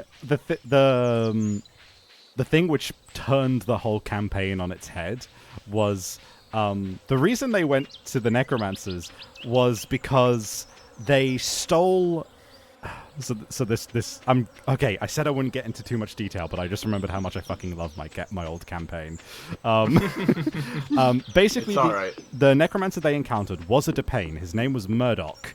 His full name was actually Mordecai. And he was basically this edgy teen who was like, no, I'm gonna be a real necromancer, and then ran off and stole one of their artifacts, basically. And he ran off with, like, this staff, and then when they killed him, they took it off of him. So what happens is, later on, because this thing has a tracking enchantment on it, his big brother shows up. And he goes to the party, and he's like, hey, so, like, I legit don't fucking care that you killed my brother. He was a little shit, and he had it coming anyway. But I do want that very fucking expensive artifact back, please. And then there was a tussle, and he ended up getting it back. But they followed him back, and I was expecting them to, like, go back there and start, like, secretly waging war against the necromancers, just to, like, spite them or whatever. But instead, they signed up for magic classes with them. That's so great. It's suddenly just Harry Potter. Yeah, it like they went in and they all like individually managed to get their own ins with this family, and they started actually like it was this whole campaign where they were just legit going up in the ranks in the villains organization and in their family, and they got to meet like all of the mini bosses and everything, and all the like elites that you would normally like go through one by one, and like they'd be harassing you and you'd learn about them that way. They instead got to meet all of them through day-to-day life and just got to know what their whole deal was and everything. That's really awesome. I'm waiting for the part where they are villainous, because you haven't really said anything like that they're doing that's just evil yet. So the actual villainous activity came in with the head of the family, Via DePayne. Via DePayne had been the head of the family for 200 years, I believe. Oh boy. But the curious thing about that was that she wasn't undead, and she wasn't a lich, and she was just legitimately alive. Thinking emoji. And the deal, because the deal with them was that Via didn't actually follow the god of necromancy, and she specifically hated the god of necromancy, and her whole deal basically was that it wasn't just the god of necromancy that she hated, it was all gods, because she basically had a traumatic event in her life where she basically came to the conclusion that humans shouldn't be ruled by the gods. And her whole plan was basically, she found out that through a certain ritual, she could basically technically classify herself as a god by universe's rules. And then by doing that, would be able to then cut off the whole world from the gods' influence at all, which would have been a fucking apocalypse, basically.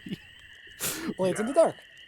Yeah, but not quite as I'm drastic. just gonna put out the sun for some reason. But her whole deal, she was just actually fucking amazing. I loved playing her because she was just like this insurmountable obstacle, and like there was just so many instances where like one of my players, who was the type of player who he's the type of player who thinks he wants to do something and then just does it and doesn't really plan out a lot of the point A to point B.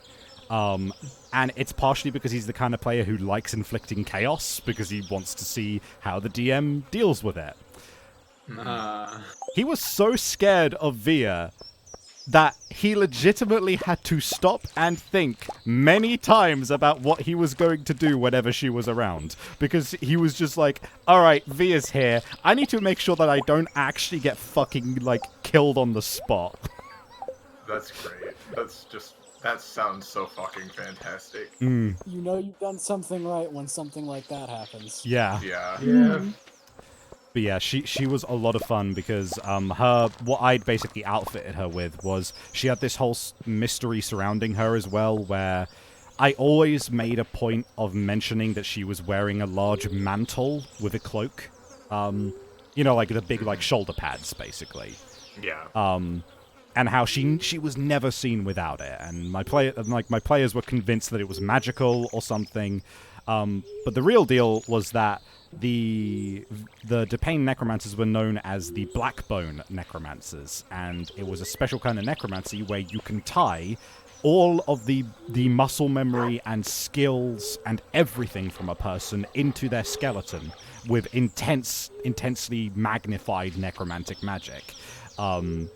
So, like, if somebody was an expert gymnast, you could create a skeleton which was the exact same level of expert gymnast. Powerful. And what she had done to stay alive was she had been sapping other people's life energy by essentially creating a pocket dimension within her own ribcage where she absorbed other people's blackened skeletons, which she could then use to replace her own skeleton.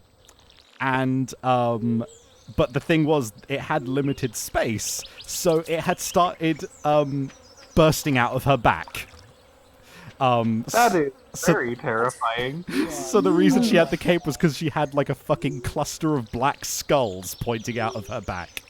Oh my god, that is metal as fuck. Yeah, and This sounds like a Darkest Dungeon villain. Yeah, fuck. That's so cool. I love her to death.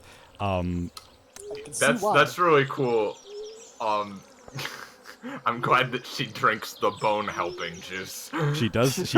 She drinks the bone helping juice and dishes out the bone hurting juice. She sure does. Oof, ouch. Han Cod has been asking some questions. Oh no, and it's not Vecna. I made my own pantheon of gods. I have my own setting. What would happen if you swapped out the bones? With the black bone thing. Oh, they like. What would happen if you swapped out the bones? Well, That's a famous sentence. On today's episode, we'll see. We'll see. No, but the skeletons Today on would be. Mythbusters. The skeletons were basically like tightly sewn together with necromantic magic. It would have actually been pretty fucking impossible to knock a bone out of it. But yeah. Well, I don't have a story as cool as that, unfortunately. But in the campaign, the real life campaign that I've been running for the past year and a half-ish, very on and off because we all have scheduling problems. We decided we're gonna do a module, right? We're gonna do the Tyranny of Dragons thing, where it's Horde of the Dragon Queen first, and then Rise of Tiamat after. Horde of the Dragon Queen sucks. Don't run it. Yeah. But Yep. they got through that, a heavily changed version of that, and they're into Rise of Tiamat now. And at the current rate we're going, we should finish the campaign in about 600 years. But I decided that because Tiamat is the big major villain here, you know, she's the super famous D&D villain. If for some reason someone doesn't know, she's this big 5-headed dragon where each of her heads are one of the elements, blah blah blah. She's very famous, very cool. But like the module doesn't really Wizards of the Coast modules have a problem where they will tell you everything you need to know about the rules surrounding something, but not enough about the role-playing or the lore around something. Oh, that's shit. Because, well, yeah, I essentially had to pretty much do my own research about who Tiamat is and how you're even supposed to play her, right? Oh, No. no. And there was a lot of cool stuff, but at the end of the day, she's essentially about what you'd expect. She's like, I'm gonna take over the world for dragons, woohoo! And in addition to that, this module also does the thing where it's like, oh, well, the entire story revolves around her cultists trying to summon her, and you have to stop her from being summoned. And of course you don't in the end. You know, she shows up. Because it's called fucking, was it? Because she's the cool final boss. The final boss. Yeah, I don't know what DM would be like, oh yeah, you actually prevent it. You know, I would definitely come up with an excuse for why you can't. But I had a very similar thing that you did, Savvy, where I'm like, alright, if we're gonna do this, I'm determined to somehow make Tiamat interesting. I'm going to keep her as like an insane, you know, psycho D&D final boss person, but I want to give her at least like, cause see, here's the thing. I love villains that are like, you know, like what Savvy said, when you can completely understand their motivation and sympathize with them, but also like, you're doing a bad thing, I still need to stop you, you're going about it the wrong way, right? Well, also on that spectrum is villain who is completely insane and obviously just, you know, irredeemably evil, but there's still just enough of that, like, oh, I guess I kind of see your point. Like, I guess from your point of view, that makes sense. Even though you're completely insane still, right? Yeah. Like, I like the flavor of, like, no, that, yeah, alright. Like, you're valid, even though you're an insane monster. So I was gonna do something like that, and, you know, I'm not gonna go too much into it, just in case we do eventually get to it sometime. But my plan was essentially, like, I'm gonna have her, like, create avatars of herself in the real world before she is, like, truly summoned. because that way she can like interact with the party before they just fight her randomly at the end. Yeah. Like I don't want her to just be an obstacle if she is going to be like the titular thing of this whole module. So if they eventually get there, I'll let you know how that goes. But I have all these ideas for Tiamat that will probably never be used because I don't know how much more we're gonna play this campaign. But yeah. Oh, I feel that. The heartbreaking thing about my campaign was that we never got to finish it because I had at the time my pacing was very slow burn, which was great for storytelling, bad for D&D games. Yeah. But I mean, where did we even leave off? Fuck, where did we leave off? I need to remember where we left off now, just for my own benefit. Yeah. While you're thinking about that, I was just gonna say, like, you know, I have a lot of ideas for different campaigns and stuff that I really hope we get to use someday. Like, for one thing, if we ever finish Magical Halloween Part 2 and ever go past that, then yeah, there'll be a lot of cool shit there. But yeah, also. Yes, COD. He lands right about in the same spot that Jeff Bezos is at. I think that guy. Right. Yeah. So COD. To answer your question, they didn't in-game find out about the skulls inside of the, but they started getting some very strong hints towards it. What was it? Okay, I think I remember where we left off now, actually. So this is gonna be a fucking huge jump in. One of the characters who was the precursor to vampires. Oh, I see. One of the characters who was the precursor to vampires murdered the orphan child that Via DePayne had picked up in the desert, who she considered her daughter more so than her actual daughter because she reminded her of herself. Oh Christ! So there was there's a that's the definition. That is some strong arson. That is some strong energy for a certain NPC from Rhapsody. You know who I'm talking about. So yeah. So basically, yeah, what had happened was she'd snuck into Via DePayne's hotel room because they were visiting another city with them. She snuck into her room and she found her like surrogate daughter in her bed, and then her bloodlust, like, it didn't even overtake her. She was just there like, I'm gonna kill this girl, and didn't even eat her. And then she found out, and she was like, it must be you guys because everything's been going wrong since you've been here. And then decided, fuck it, we're not accepting outsiders anymore. Family only. I'm literally throwing these fuckers into a dungeon and leaving them to die.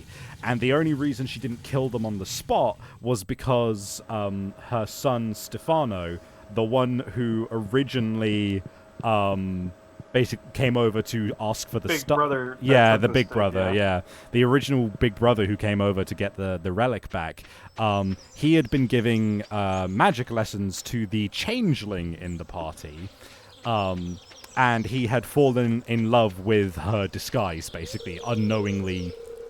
God. Not knowing that it was obviously a disguise. I've always wanted to play a changeling, which is why I'm glad they finally like released stats for them in the new book that came out. Yeah, they are very cool. I want to play a changeling rogue so bad. Yeah, she was a changeling rogue, unsurprisingly. But yeah, so so I have an OC anyway. Go on. So she threw them into a giant spider dungeon, which was created by one of her rivals in her youth, who she beat and then took the skeleton of and could command the spiders because she had her skeleton in her body. Oh my god. Jesus Christ. So the only reason she didn't kill them was because Stefano was like, look, I'm literally in love with this girl, please show some mercy. And in a very, very, very rare point of mercy, she listened to him. They spent a year and a half of in-game time in that dungeon, because Oh my god. yeah, and because we did like basically a time skip, and during that time, I asked them at the start, like, okay, how'd you go about escaping this dungeon? And they were like, okay, well, I guess we'll just go up wherever we can. And I was like, and that's sensible. You want to get out of an underground dungeon, you do that. When they reached the top of the dungeon, they found a hatch. They opened the hatch, and there was webbing all over it, because obviously spiders. And they open it up, and there are these fucking 8 giant huge spiders on top of the dungeon. And then they look up even further, and they see that there is fucking steel cable type webbing holding this dungeon over what is an overhanging cliff. And it was a giant fucking... Oh my god. It was a giant suspended rock with the dungeon inside of it, and they were suspended thousands of feet in the air above a massive chasm. That's great. So they had to then go all the way back down through the levels that they'd already been through, and then to the bottom in order to get there so that they could then consider how the fuck they were going to get out. Upon which they were rescued by the bigger brother, who had repented, turns to become a cleric of death, because the gods of death hate necromancy. And he showed up with two giant birds, fucking Gandalf style, to save them. And we left off with them making their way back to what he was informing them was, rather than just one city under Via's control, was slowly becoming several city-states and perhaps even a country. And there was several other city-states who were starting to rally against her in a giant war. Oh man, that's so cool. I think it's done quite often of the villain who can absorb the powers of other people and use them against them. Oops, I think Hans. my favorite Yeah, I think my favorite method by which that is accomplished is I'm going to take your skeleton and make it my skeleton. Oh, it was a good time. I basically, that sounds great. when we basically accepted that we weren't going to be playing anymore, I basically sat down with them at the pub one day. We set a date, and I just basically went over everything which was going to happen, and basically asked them a few questions like, how would you have reacted to this? And we came up with a canon ending, which is now part of my big setting, which I've been building. That's awesome. Anybody else have cool D&D stories or just TTRPG stories? Yeah, please do. I've been talking for an hour. I have one. Oh. And, this one isn't specifically of a campaign I ran, but more or less the first D&D campaign I was ever in. Arsons, not to be a party pooper, but I just want to check if anyone else has stories because you've talked. Oh no, yeah, absolutely. If anybody wants to go ahead. I talked a bit about my idea for Tiamat. I could share just the funniest thing that happened in that campaign by far. Sure, go ahead. Sure, okay. It's not that long, don't worry. So this is something that you can actually see for yourself because Aram ran Horde of the Dragon Queen for Stabby and a few other people. And I believe that's on Stabbiness's channel. And I believe he's running it with some changes as well. But anyway, near the beginning of that module,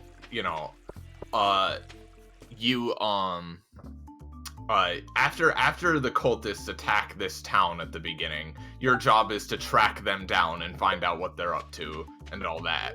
So you track them down to this big camp that they're in, which is essentially in this valley surrounded by mountains.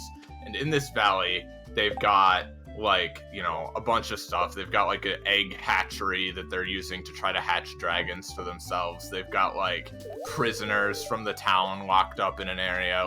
There are several things you can do in this camp, and your goal is to try to gather information on shit and then get out again.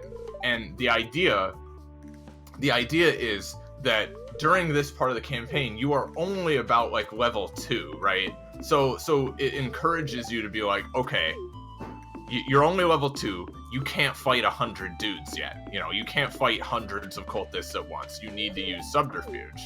That's the idea behind it. So, but here's the thing though. The way that we were playing it was that we had continued from the end of a different campaign. Like, I think it was just another module, like Lost Mines or something. So they were already level 5. So they were level 5 for the town invasion, and they just blitzed that pretty easy. And then I'm like, all right, well, you know, it's still going to require subterfuge because there are a lot of them, but they can do shit that you would not normally be expected to in this module, which is kind of what led to how absolutely amazingly this went. Because they come into the camp, they're doing the thing where they're like, you know, walking around, gathering information, because, like, you know, it's not like they need disguises. Like, the cultists don't have a uniform or anything. They're just kind of milling about. So they just kind of walk in and start trying to, you know, figure out what's happening. You know, they find out some of their plans. They find out kind of the leadership, all that boring shit.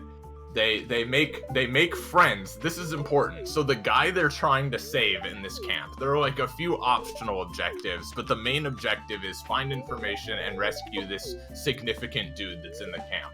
And I have it so I'm like, okay, the guy that's like kind of in charge of guarding him is this little gnome named Gyro, who my idea was he's a really nice guy. He's just a very nice, peaceable dude who's gotten wrapped up into the cult bullshit, right? And I did that because I thought it would then be funny when they kill him to take the guy back, right? So they talk to him and like instantly make super best friends with him, thanks to like a couple of pretty decent persuasion checks. Like, like, he's doing the thing where it's like, okay, well, this is over here in the camp, this is over here, like, I know you guys are new, so I'll help you out, you know, just super in with this guy. And he's like, yeah, you know, the master of this camp is down in the hatchery right now. She has appointed me to this job because I'm not really very good at fighting, but I can at least stand guard over this guy because he's, you know, pretty beaten up. He's not going anywhere. So they do that. They then decide, because they aren't level 2, they then decide to do something that the module did not account for, which is, let's just go in the hatchery right now. Even though, like, you're not supposed to do that until after you get back from the camp and then go back there again after you've gathered the information and saved the prisoner and stuff, right? They're like, oh, the master of this camp is down in the thing. Okay, cool, let's go down in the hatchery. And inwardly, I'm like, oh, well, that's kind of bad, because that sure is the final boss of this module, and I don't want you guys to fight her yet. Fucking DM mood. You want to fight the boss immediately. Yeah, and again, I should have seen this coming, but the module didn't either, so that's my defense. So they go down in, and I'm like, alright, I'm just gonna have it where there are very strong guards standing in front of the hatchery that will not leave until they're gone. So I put these big golems that I did set up that the cult had. I set up that the cult had these big golems because I was like, yeah, they're level 5 at this point. They're at least a bit stronger than the module thinks they are. I need to emphasize, like, you cannot just fuck around too bad. So they put these golems there. They try to sneak past them, and it goes horrifically wrong. They fight the golems, but the golems are beating the shit out of them. So they run back out, and the nursery is at the bottom of this big elevator, right? They run back out. They kill one of the, like, human guards that was standing there. And then there's also this elven woman who is not super, like, agreeable with the cult either, because, again, I thought that would make it more interesting. So they just knock her out, and then they grab her unconscious body and start going up the elevator. And at this point, they have 10 minutes before the elevator gets to the top of this mine shaft, and everybody sees them carrying the unconscious body of one of the guards that are down there. And they're emerging from a place where they're not even supposed to be. They snuck in there in the middle of the night. So they're like, okay, we need to make a plan. So in 10 minutes, in real life time, they quickly form a plan. They quickly make a plan, which is like, okay, the rogue of the party, you go over and you're gonna be the distraction because you're good at hiding.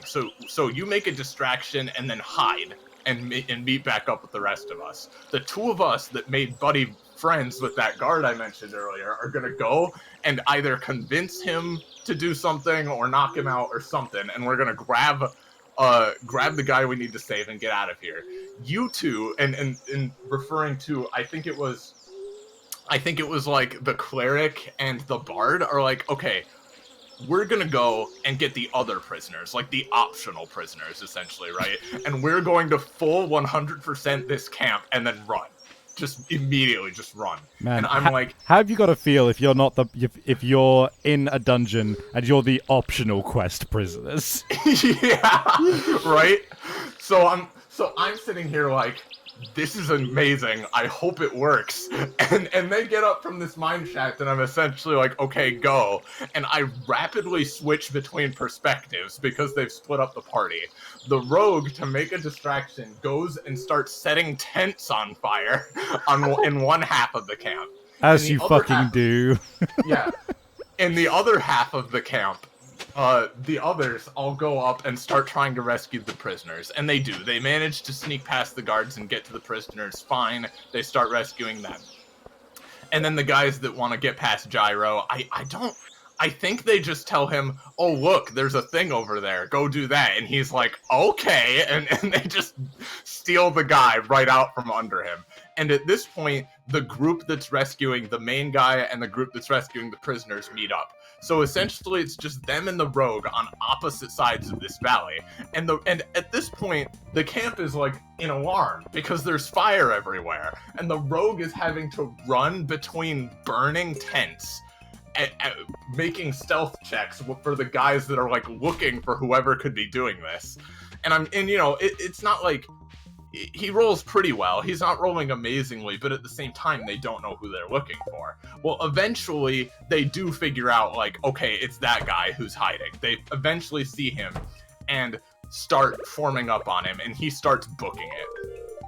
As he's booking it, he's running towards the entrance of the camp. He's running through essentially the bulk of the cultists. So I'm like, yeah, more and more people are chasing you. So I'm like, okay, other group, what you see across the camp running towards the entrance are about 50 cultists chasing, your friend out of the camp. And also at this point, the cleric has gotten separated from the other group because one of the guards was just like, we need you to come help us, because they made a bad roll to try to sneak out while there was like a big event going on. So she was just kind of idly going with him, and she is the closest one to like see this crowd of people chasing the road. So he basically just did a fucking World of Warcraft pull everything in the area. Yeah. He essentially, yes. And I'm like, okay, my friend is named Laura. I'm like, Laura, in front of you, you see, half the fucking camp chasing your friend. What do? And she's like, how close am I? I'm like, well, you're pretty far away, but at the same time, you're closer than everybody else. And she's like, I cast Fireball on the crowd. Well, I mean, it makes sense. That's one way to do it. So again, a spell that you are never supposed to have right now. She fires a fireball into this large group of built-up people who are all like 10 health max cultists. And I essentially say, Lazarus, the camera like pans in front of you such that you're running and it's facing behind you, and there is suddenly a nuclear explosion of flame erupting behind you as you're running, because like 30 of the cultists just die instantly, and a lot of the others are on fire, screaming. That has got to be... God, that's fucking beautiful. Yeah, and at that point, they keep running. And there's one guy at this point near the entrance of the camp. They're all just sprinting, and he's ringing like the bell of like alarm. and he sees them coming, and the bard is quickly like, I cast suggestion on him that he thinks he needs to keep ringing this bell as hard as he can and do nothing else. So he doesn't say anything, he just keeps ringing the bell harder as they finally escape. That is like, God, that's beautiful, because it's so rare that you find opportunities to like fully utilize every fucking square of an area of effect. Not only did that happen, but like every person in the group like did something. Everybody was part of this amazing escape plan, and it worked fucking incredibly. That does sound COD, fucking dope. she got a lot of XP. Look at this team. We're gonna do great. We're gonna do great. God. Yeah, so they escaped the camp, and incidentally, the fate of Gyro, that guy that was guarding the main guy, the main villain of Horde of the Dragon Queen is this black half-dragon named Resmir. She dissolved him in acid. Oh, God. Die. I sentence you to slow death. God. Anyway, that is my favorite D&D story that I've DM'd, because that was definitely the funniest sequence of events from that campaign. It was amazing. God, that sounds fucking intense. Jesus. It was hilarious. At every moment, someone was just losing their shit, because it was so funny how they had to quickly make this plan. They did not know they would need to. I like the idea of giving people like real in-game time. That's something I've always liked.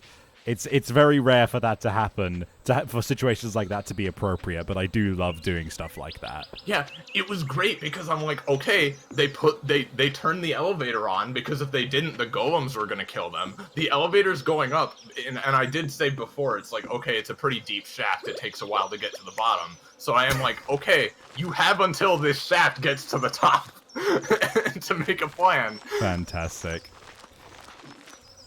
Mm-hmm. Anyone else want to jump in, or Arsons?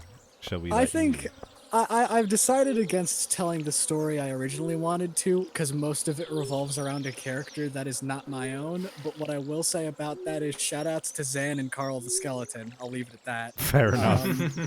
I think you mentioned him to me before. Oh no, yeah, I'd rather tell the story of Carl off stream, because he's not my character. But I do have one story, and this revolves around Golden Sky stories. Another thing, play Golden Sky stories, please. It's really wholesome. So wholesome. It's great. Honestly, it's a great game. just to give a primer to anybody who may not have actually played Golden Sky Stories or seen it on.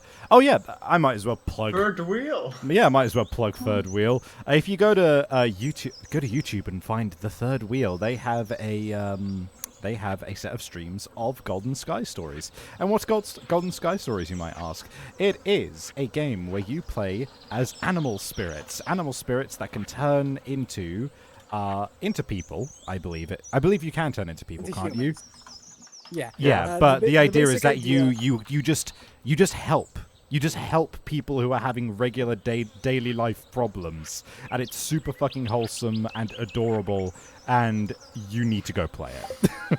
I would call Golden Sky Stories the Animal Crossing of TTRPGs. But here's a story of a one-shot Golden Sky Stories game that I ran with a group of friends. Now the thing is, I had every single add-on to Golden Sky Stories. So not only did we have the Henge, which are the animal spirits that can turn into humans, but we also had Mononoke, which were pretty much monsters. So, and I also had the 5e version of Golden Sky Stories, which added, like, high fantasy elements. So our party consisted of a bearded vulture Henge, a ghost who was from the 1600s, who used to be a famous knight, and my personal favorite, a golem. Now here's the thing, the golem of course came from the 5e version of Golden Sky Stories, or the high fantasy one. However, the player playing this golem, Mizumi, decided to make their golem a pet rock golem with googly eyes. Aww, this is adorable. I think you've told me this story. It's No, yeah, there is art of these characters, I just don't have them, but it's great. one of my favorite things was that there are a lot of short little tidbits from this game, but the basic idea was that they come to this little coastal town village that is currently being chastised by this monster guy known as the Mysterious Mose, who's basically like serial pranking the entire town and just generally making people's lives inconvenient. And the basic idea is they need to find him and just tell him to stop. Along the way, they help out various town members who had been pranked by him and need help.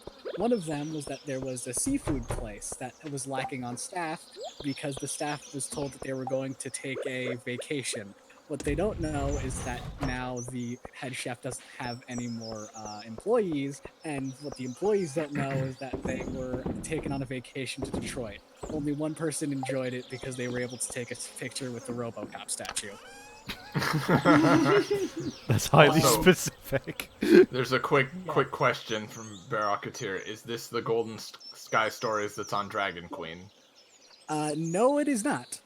This has never been shown before, and that one, Okay. yeah, this is a new thing. So one of my favorite jokes was that, of course, the main party decides to help out this person with like taking orders and like cooking food. One of my favorites is that the bearded dragon and the pet rock golem did a very good job. However, the ghost knight, who again I forget their names, apologies, rolled well enough that they succeeded, but enough that it was weird. So I was like, what's a weird way that I can make it so this character succeeds? So it's like, oh, I know. So as the rest of the party is cooking their meals, we see our ghost knight friend like on a Dark Souls like Monster Hunter style split, cooking this huge haunch of meat in the middle of a goddamn like real ass a real like kitchen. So it's just like they go out into the shop. It's like, here you go. Here's this huge like dragon-sized haunch of meat. Enjoy. Nice. Golden Sky Stories is very wholesome. It's very wholesome. Put on it. I think my legit favorite moment in the Third Wheel streams is just when they come up with the ingredients that they need for the drink they need to make. Mm-hmm. And one of them is the dream wheat, and it's just the fucking best. It's just the fucking best concept ever. The idea of you have to fall asleep in a field of wheat, and in your dream you have to gather the wheat, and when you wake up you'll have armfuls of it, and that will be dream wheat.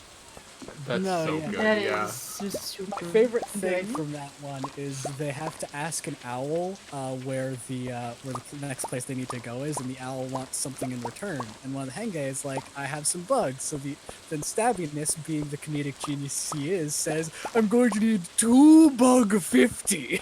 2 Yeah. bug 50. That is a famous moment. Yes, it's great. 2 bug 50. Yeah.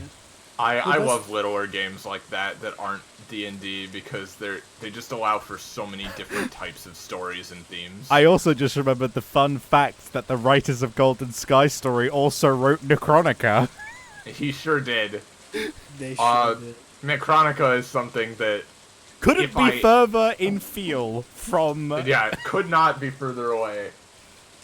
I am desperate to, in some capacity, either play or DM Necronica someday. I don't know when I'm gonna get the time, but I really, really want to. Yeah, no, it's something It I'm is- intending to do on the channel as well at some point. For those who The don't... game, Go ahead. sorry, the game literally might as well have been called, like, Iris, play this, you goth bitch. Like, it is my exact shit. It is what I- so perfect. One last note I'll make about Golden Skies. I have kickstarted the most recent update, the translation for English for the Mononoke, and I don't know whether it came out yet, but I'm going to be getting a backer exclusive playable character race for Golden Sky Stories that's just a magical girl, and I can't wait. Oh my god, Gimme. yes. Gimme. Magical girls, gimme. Chibi and I both hold our hands up like, yes, please. Chibi awakens. Alright. Gimme. You know what? Even because recently in the situation I'm in, I can't run games as often as I could. But if I do get lucky, I usually do have weekends free. I might see if I can run another Golden Sky. But I might be in. Yeah. That would be very Alright, great. Yay. By the way, I want. I've never played that. it is very wholesome. I'd love to run it on the channel at some point as well. But I want to quickly just jump in, just to give people the rundown on what we mean by Necronica being so far in feel. So Golden Sky Stories is obviously like wholesome, helping people out and like just in their day-to-day lives. Nothing special. You're just spirits helping people out. It's really wholesome and cute.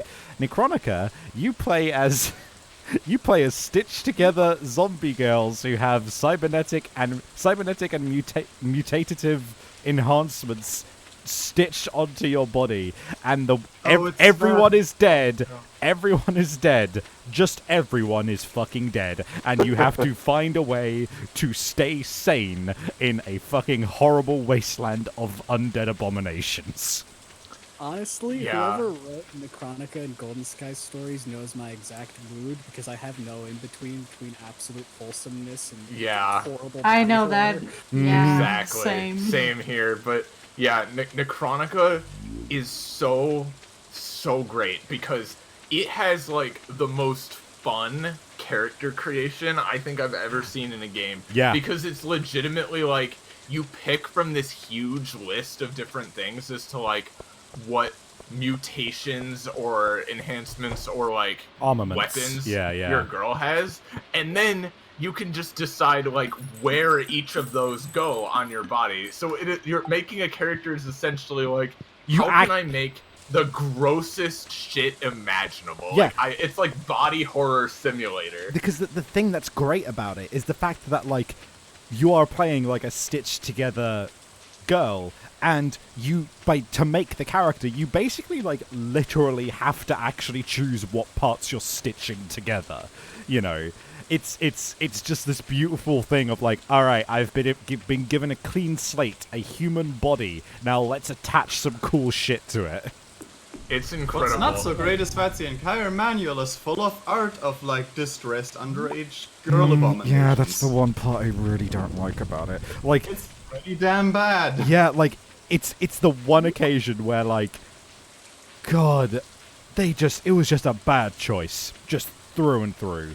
So I love that game. I love the mechanics. I can't in good conscience recommend it to anyone because the artwork in it is just awful. Yeah, I just thought I'd mention that as a factor Yeah, no. before anyone goes like, oh, I'll cool, put a I'm big- gonna look this up. Maybe don't. Thank you. No, thank you very much, I'll put a Nico. big That's a very asterisk, good point. like, yeah, I was actually about to say too, like, definitely not a game for the faint of heart, and you definitely need to have a discussion with everybody that's playing as to what everyone is okay with before you do it. Yeah, like, because one mechanic which I personally don't... I get the idea that it's meant to be, like, young girls for the sake of, like, the innocence thing, but I really fucking don't like that, and I feel like you can achieve the same thing with just, like, just even a couple of extra years on them, and the fact that it asks you to roll your age, and, like, it's like 7 plus a D10 or something, so you can be max 17. There are definitely parts that are gross and creepy, and, like, you know, again, every player group is different, but, like, you definitely need to have some discussions. But, that being said, it has a lot of really cool shit about it, and it's definitely my aesthetic. Yeah. So, I would love to play it sometime, but again, and I would definitely have to talk to everybody that's doing it first, but yeah. Yeah, we've made some fucking wild characters with that character creator. Oh god, it's so great. Oh, it's some Diglets! Oh yeah, What's in Necronica? No, there's One of the- Dugstructions in Necronica. I will just say one more thing about Necronica. One of my other favorite things about it is that before you even start really playing, you can role play with the other player characters and establish what are called fetters toward them.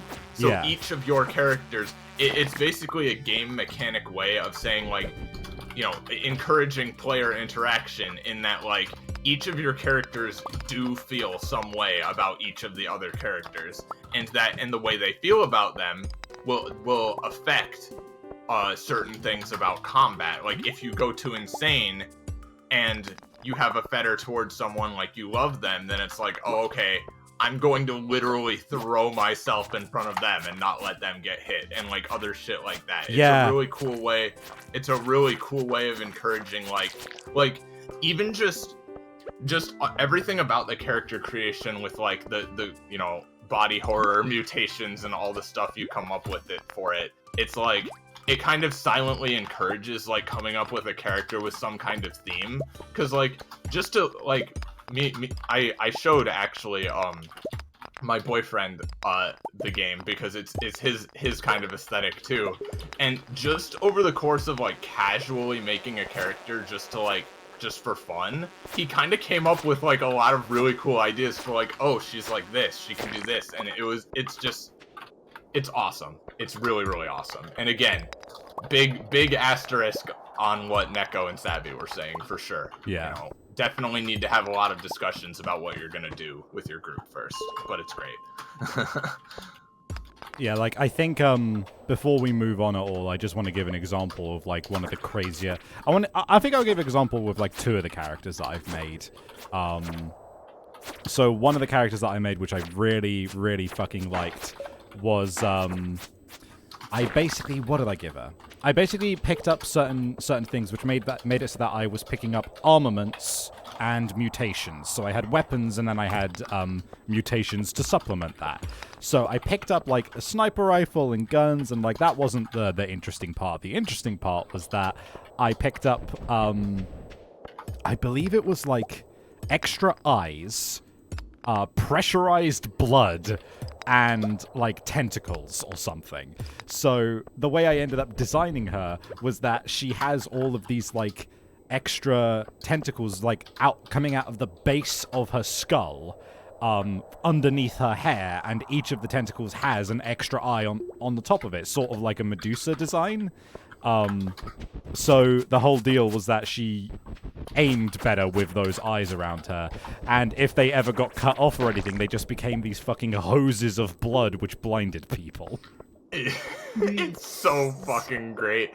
I would also love to mention the semi like exploit we found in the game that you can do. Which one was that? Where there's one of the classes in the game is based around the idea of like consuming flesh and like eating the flesh of your enemies or friends and like getting health back by doing that. And there sure are like mutations you can get that regenerate your flesh at a pretty rapid rate. So you can just kind of like, you know, if you're low on health, you can just eat your friend for a bit and they'll be fine. Oh yeah. And just get your health back infinitely. Oh. It's, again, obviously, it's horrible, but what can I say? I'm horrible too, I guess. Kind of reminds me at least of Painful a little bit. Yeah, it's got I think the feel is slightly different, but it's got Slightly different. Yeah. it's got same energy. Put it that way. Yeah. That's a very good way of putting it. What's your all's each most self-indulgent player character that you've ever made and played with in something? Oh, God. I'm just gonna straight up step in and say, myself, Iris, and Arsons have been talking a lot. Other people, please take it away. Yeah. Let's not. Yeah. Well, I know that COD mentioned something earlier about the people who made Necronica and all that basically are the people who translated Tenra. So I might as well get in one little story about a character I made in Tenra before I have to go. Go for it. Nice. So it's the important note that this is the first time I ever played Tenra. I had seen the Third Wheel stream, so I already kind of had like a general idea about it, but I didn't know too much about character creation, so I had the DM just help me through it. So I was like, okay, so what kind of powers can I make? And he was like, well, basically anything. So I had 2 basic ideas at that idea to start with, and I was like, okay, I want to play a character named Rai Val, who just looks like blue. Now I have 2 power set ideas. Either he has opposite powers, which is who he does the opposite of whoever he's facing, and he was like, well, that's going to be pretty hard. So I was like, then I'm going to be a Pokemon trainer. You and see, so I his power allows his extraordinary nose to travel through time and smell something way after it's happened. okay. Oh my god. And so I had three shiki, as it were. One was called Tori, which was just a bird. I was like, "You're useless. I'm going to throw you out first because that way it can kill you first." Because it literally could just fly and be summoned for a long time, and that was it. And then his second one was a psychic type called Raycon, and it just spammed telekinesis. And then the third one is the strongest thing I have ever seen in any tabletop, which is called Quayraza. Except it's not called Quayraza because as soon as I summoned it in my little starting act or whatever, which is what you do in Tenra, which in the starting act was I was like at the end of a tournament, of a Shiki tournament. So I took out the scroll I had this monster stored in, and then I unfurled it, and as the monster was being summoned, I took like a little ink bottle and just like added like an asterisk at one point, and it became Mega Quayraza. And like it's do y'all know like the Miss Magius Rayquaza that was in the anime? Basically a black/purple color scheme Rayquaza. That's essentially Oh. what it looked like. And its I haven't power. heard of that. I need to look that up. Oh yeah, no, it looks really rad. So its power was it was like basically the ultimate demon dragon, and so that was like the creation session. And the next night, a person who was also and there was a running joke for that session, which was Hank's wife. And like I don't know why, like there was like at a bar where the other character was being introduced, like two guys were just arguing over one of them fucked Hank's wife, and then later in the session, the same character who was like a Gundam pilot broke a ship called Hank's wife. But anyway, the player who played the Gundam guy was like, "Okay, I really liked that Rai character of yours, and you had a backstory. His Rai's fate, as it were, was to face his rival, Protogenist." So yeah. So that's what he made during that same night, and so the next night we just played a Shiki battle between Protogenist and Rival. Protogenist had three Pokemon. One was like a Charizard. One was like a Pikachu that had insane speed that I was able to actually dodge. Because in the second session I gave myself an extra Shiki, which was Alkiap, which was bad Palkia. You're a bit crackly, by the way. Yeah. You're a little crack a little bit.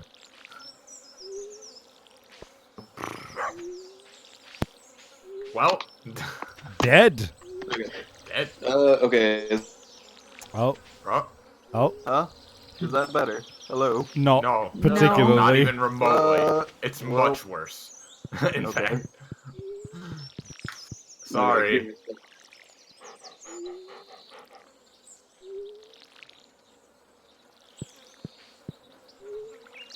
We'll return with bad Palkia in a moment. Yeah. Does anyone else wanna talk about a self-indulgent character? Looks at Chibi. I haven't really indulged myself in any of my characters. Sorry. Y'all should No? y'all should do that soon. It's a good time. I will say this though: if you want to see a really good chibi character, go watch Zelda Campaign. Yeah, that's a good bean. I love all of Chibi's characters, honestly. I love Cindy and Ire, and I need to watch that too, yeah. Oh, Chibi, with your permission, would I be able to tell you my favorite moment that involved your character? Why would you not have my permission? Okay. So, in Zelda My favorite Campaign- moment was when you were racist. No, that's her uncle. That's her uncle. What's the character's name again, Chibi? What? Samna. No, yeah, Samna's uncle is Samna. racist. But anyways, So at some point, again, it's Zelda campaign. So the idea is it's a 5e campaign that takes place in the Zelda universe. Some stuff happened, and the party helped in taking care of an infestation of Redead that was coming to the town. The next day, they hear that Princess Zelda is in the town, and they decide to go talk with her. The people who go are Somna, Chibi's character, Laszlo, a Sheikah rogue played by Soup, and Alto, a Skull Child played by Mac. So Zelda, as they talk, eventually, tells them that she's here because there's a destroyed guardian on one of the islands. Zelda campaign takes place after the events of Breath of the Wild. And she asks, because she's going to be exploring with Link, who's also been there. That's another story, but you'll have to watch the series because it's the best joke. No, yeah, all that stuff. Like to, look after the Guardian while she's out with Link so they can still do some research on it. The thing is, Somna is really like Zelda due to the fact that Somna looks up to Mipha. And so she is like geeking out. And Link Laszlo offhandedly talks about that there are rumors about this guy in a green cloak wandering around. And he remembers that he's like, oh, fuck, like out loud. And Zelda has never heard a swear before. Oh no. so she's extremely off-put by that. And Somna is just seething with rage. So after that, they leave, and Somna's like standing there nervously. So Zelda's like, "Oh, is there something you need?" Somna's standing there. Chibi, can you say what it is that Somna said to Zelda before she left? I think you're really pretty. Bye. Aww. It was good. So Somna runs downstairs and then like starts chewing out Laszlo, like, how dare you curse in front of the princess? And Laszlo's like, what? It was a word. She dealt with it fine. And Alto, Mac's character, who had just been sitting in the background for a while, who is a skull child who has the mentality of a 12-year-old, just bluntly says, you can't say fuck in front of the princess. Someone said fuck. I can't believe that one of Chibi's TTRPG characters cocked Link from Legend of Zelda. What? God. Oh my goodness.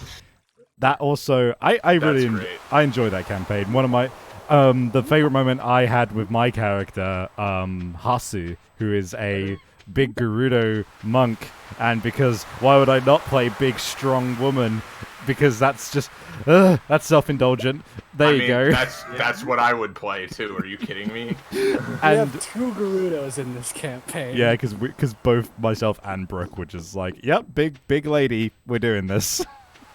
But yeah. So my favorite, it was a mechanical moment as opposed to roleplay. I basically during the Redead fight, there was an enemy which I don't remember the name of, which could summon Gibdo, which could summon walls of fire. Oh no, that was the Gado. That was not the Gibdo, because that was against the Gado from Majora's Mask. You are very quiet, but yes. Okay, well, at least it's not. Yeah, it could be At worse. least it's not quickly. Could be worse, indeed. I switched to my other computer because I couldn't figure out why it wasn't working on my other computer. Okay, so yeah, bad Palkia. So the Pikachu was so fast that he could just dodge spatial rending and shit. I'm sorry. All right. Yeah, bit of a story. Okay, so that's that. Great. So, yeah, no. So Prota's Pokemon are so strong that he manages to beat my first 3 with just his first 2. Oh dear. My last one, which is Mega Quayraza, and the GM, because he's like, Mega Quayraza is this strong. So there's like a turn order or whatever, but Mega Quayraza looks at it and then breaks it. Something that happened. So Mega Quayraza destroyed Pikachu, and then Prota brought out his last Pokemon, which was Mewni. Mewni was basically just Mewtwo, except it's Mew 3 instead. Oh, For no. fuck's sake. So, 2 giants are just basically destroying reality, and system in fucking Tenra, which allows you to boost your strength at the cost of you have very limited of this, and the more you do it, the more Thank you. you're limiting yourself. Mhm. It basically becomes a showdown between Mega Quayraza and Muni, and by sheer merit of I had a bunch of Aki chits from the previous session, we managed to. And so, a secret part about the starting act from the first session for Rival is that there was a third player there who was using a character he had made previously called Akitsuki, who was an illusionist. Is like a demon guy, and so my character, who was an idiot, upon first meeting this man, thought he was a shiki and threw a quote-unquote master scroll at it. Because the man is not a shiki, it did nothing. But so he was just like, well, I don't get that, but you're weird. But so because we tied, what it ended up being is the fight happened. Akitsuki, in the last moments, casted an illusion on both of us and then stole both of the scrolls that they're summoned from. God That damn. Tenra Bancho just sounds like the Team rocketed Greatest thing. you. It's man. the greatest thing once you figure out how to make a character. Man, Yeah. also to plug Third Wheel again, go watch Tenra Bancho Zero on the Third Wheel. legitimately, Third Wheel's Tenra Bancho Zero series, I'm really not exaggerating when I say they are. I think it is like the funniest thing on YouTube. Oh, like, yeah. it is so fucking hilarious. I want to emphasize, I made the mistake of listening to those at work.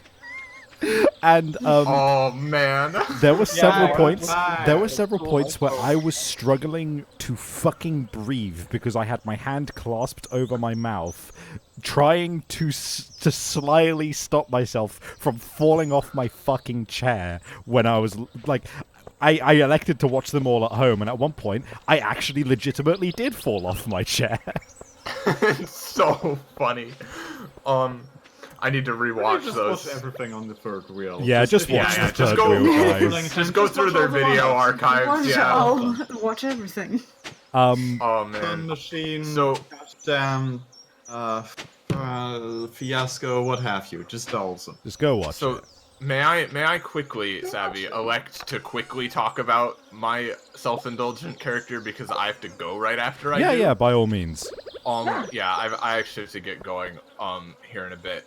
I was going to just very quickly say, so this is a character that we have actually, like, played, right? Not just an idea we have, like, we've played them, right? Whatever, just as long as it's self-indulgent, Well, I guess. I'm going by what Neko said, yeah. Go for it. Alright, so I think the most self-indulgent character I've made but haven't played yet, winks at Savvy, is coming up soon, but I have not played them yet. Yeah, so don't talk about that instead- character yet. No, I obviously can't talk about that. Instead, I'm going to talk about Candle Weathervane, who in that aforementioned campaign that we did before I was DMing Horde of the Dragon Queen, we were doing Lost Mine, and I wasn't the DM, a friend of mine was. Well, at first I was playing a pretty just kind of typical like goth bookworm wizard character named Hegemony, and she was just all about like, you know, I love learning new things, you know, I want to learn about the world, like pretty generic, whatever. She fucking died because in Lost Mine, there is a thing where you can optionally fight a young green dragon, even though you are insanely low level. And yeah, we did it, and it didn't go well at all because I died, and like the entire rest of the party almost died. But they barely escaped. And she died. So I'm like, okay, I need to quickly come up with a replacement character for the next time I play. So I'm like, alright, I'm going to play as a cleric this time. And I made this cleric who, I managed to finagle it with a feat that I picked up, that she doesn't actually technically worship a god. She worships fire itself, not the god of fire or whatever, just fire. So Candle Weathervane is this very young, like, 16-ish-year-old girl who is always wearing this, like, gray wedding dress thing. Aesthetic. I don't know. I don't really know what I was thinking. What? Aesthetic. Yes, aesthetic. And she carries around a candelabra that she uses as both her holy symbol and her mace. And she hits people in the face with her candelabra, and, like, when she uses fire spells, she blows on the candles to make fire come out of them. That's really cool. Yeah, and she's essentially just, like, a very crazy pyromaniac girl who... She's, like, very nice. Like, I tried to play her as neutrally as possible, where it's like, yeah, I want to help my friends by purging our enemies. Like, just, I essentially, I wasn't very, like, into, like, ooh, the deep lore of her backstory or anything. I just played her as a very, self-indulgent thing, where I'm like, I like the joke of, like, playing a character who always seems like they're just about to come unhinged, but they never fully do. So that's probably the most self-indulgent one I've played. Also, like, the one I played in Arson's campaign, Crescentia, is pretty self-indulgent just because she's a vampire, but that's the most I can think of. I haven't actually been a player very often, so that's about the top for me. Fair enough. I'll say my most self-indulgent character by just saying their name and their name alone, the Ghost of 90s Past. Yeah, you've told me about... You've told me about every single aspect of that character just by saying their name. Yeah. Yeah, I was about to say. He talked to me about it, and I'm like, yep, that's awesome. That's good, though. But yeah, to finish the story, which I should have said, I'll try and keep it short. Basically the mechanical thing, which was super fucking fun to do, and I was like, actually, God, I was in my seat thinking of it and looking up all the rules, and I was just like, oh fuck yeah, if I can do this is gonna be awesome. So the walls of fire went up, and the whole cool thing about that was that we were all separated. So there was like three little islands connected by bridges, and we were all separated. We were on like different walls of fire, and I had hung back the farthest, and we needed to get back to the fucking guardian that we were guarding, because it was being worked on by like some creatures which I can't remember the name of. And basically I was like, okay, fuck, we need to get back, but there's this wall of fire in front of me. Wait a minute, if I blow like literally basically all of my chi points, then I could give myself like triple my jump height. And I looked up what my jump height would be. I asked how tall the wall was, and then I had like double move speed. I spent another chi point on getting another double move speed, which was already enhanced, and then using my action to run, which meant I moved something stupid like 160 feet in one round. I did a run up, jumped over the wall, past all the enemies that were behind the wall, and then just ran to the fucking guardian and started attacking everybody there. And it was just the sickest shit. I loved it. I'll say this right now, if you want to watch Zelda Campaign, it's on the Dragon Queen Twitch channel. One of the episodes currently isn't there, sadly. However, it's not lost to time. We just need to re-upload it again. Awesome. So yeah. Alright, well, I think I need to head out, friends. Thank you very much for having me. This was a pretty amazing time. Awesome. Thank you for coming on. Bye. Yeah, have fun with the rest of the stream. See you later, chat, and yeah. Bye. See you later. Have a great day, you guys. Yep, see ya. Bye. Yeah. Neko, I want to know what your self-indulgent character is, because I feel like March was close to it. Oh, it's just March. It's very much just March. March. Snap, spark, It's spark. like, at the very least, in terms of aesthetic design, March is just entirely how much can I get away with. March was really and awesome. Yeah, I'm glad that Pathfinder lets you just take an actual extra eye as a feat, just as a thing. Yeah. It's like, oh, Oh, this is. Oh, I'm just gonna make a witch themed around that because I want to be a. I get to. You don't understand. I don't get to play a lot. So I'm in so few things. God, fucking. The things that I am gonna be and always get cancelled. Oh Oh no. no! That's such There a was bad going to be a curse. bigger trouble in Little Hilderscoff once. Fun fact. Very briefly, there was also going to be a Drow module thing. That also got cancelled. Both of things I made entire characters for and got kind of like Invested in. as invested as you can get in the character before you. Probably not that invested, but Hey, like I went through all of character creation and I'm like, is this just gonna be a running theme for me? just do what Jello and I do, and just put all of your characters you didn't get to play in your game. Cough, cough, Elara in fucking Game But 7. then I have to GM something. Yeah. Wait, there was. I'm trying to think of. Wait, hold on. I've got a list of characters that I've made at one point or another, and it also has information on which one of them actually got to exist. Fair enough.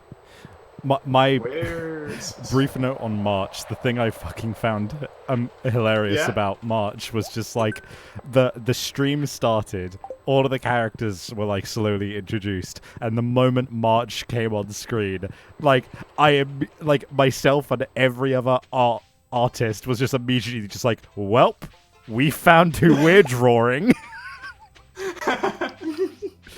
I'm over the moon with all the March fan art. I feel kind of bad because it took for probably too long. I should have said something way like during one of the earlier sessions, but with the way that her portrait is drawn and shrunk down to fit on screen, a lot of people assumed that her eyes were blank white. Yeah, no, that And some drew people stuff got it right. accordingly. Some people got it right. Yeah, like on the first stream, some people got it right and some people got it wrong.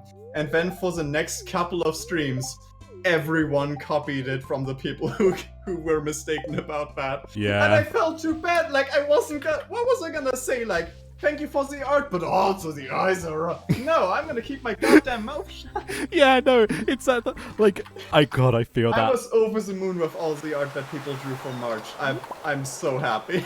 God, I feel that though. I once commissioned to be fair, it was on deal because they were doing like a summer deal where if you pay for a character to be in summer wear or a bikini or something, then they give you a discount. So naturally, I commissioned Elara, and I like went through all the details and explained everything and linked all of my like sketches of her and everything. And then she came back to me when it was done, and she'd drawn her scars on the left side of her face as a burn, and I was just like, this looks fucking incredible. But the scars are wrong. But also, I can't fucking complain because I also got this on discount. So I'm just gonna accept this. Uh, But then I commissioned. But it's all good because I commissioned her a second time with the same character, and I just said, by the way, they're cuts. I God. actually just realized I do have a self-indulgent character, and it's Ivan from CI. I like Yeah. soft boys. I like soft boys. Soft boys. And well, I've written like mountains of lore for him that will never be used. There is no way in hell. God, but, I also yes. feel that. but I love him. I love Ivan a lot. Creating characters is just so much fun. And if I'm gonna be Yes. honest, I'm probably just gonna do some bullshit sometime where I just essentially copy him into another thing, so I get to use him to his full potential there. Yeah. Oh yeah, Recycling. like LaRose. I can't wait for next week's CI. Me neither. And hopefully Looks at my broken wrists. Oh no. Holy shit! There's a lot of fruit in here. Okay. So No, but in all seriousness, next session of CI, I am super fucking hyped for it. I can't wait either. Ah. It's gonna be a good time. I need to catch up on it. I've honestly been terrible with catching up on stuff. I think Yeah. the only thing Catch I'm caught up up on on it. now is I think no, I'm not even caught up with Make Amends. I'm currently watching the latest episode. Everything else I've fallen behind on. I'm terrible. I am slowly falling behind on shit except for Carbon Interface. Because I need to know what happened.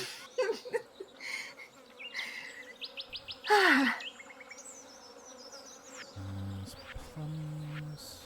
No. So, man, I'm looking through this list, and if I actually try to make a count for how many of these people happened, it's not looking super good. So the first character that I ever made for a TTRPG that was actually gonna be played with any people was I tried looking through, because I've always had kind of a thing for gimmicks, what the like jankest fun thing I can do was, and what I found was improvised weaponry and the ability to just like cook, just make that a craft Ooh. profession. So I was like, I want to play a was it goblin? It wasn't goblin. Goblins are like the crummy. I wrote this down wrong. It's a gnome. It was a gnome chef in the Pathfinder system, and that character rolled an 18 on charisma. Ooh. And they were just going to be like, I think a rogue, Who just fighting mostly with cooking implements and like hot oil from Oh. the frying pan as a splash weapon. But really, like, honestly, mostly just talking their way out of situations. That's cool. That campaign never happened. Not only did that campaign never happen, later on, when a couple of different people, like a different friend group was going to play Pathfinder, I brought that character back. And that also didn't happen. So I dropped them. Oh. And then, at some point, on some forums that Plaster made, that were up for like a couple of months, that was where I played my actual first tabletop game.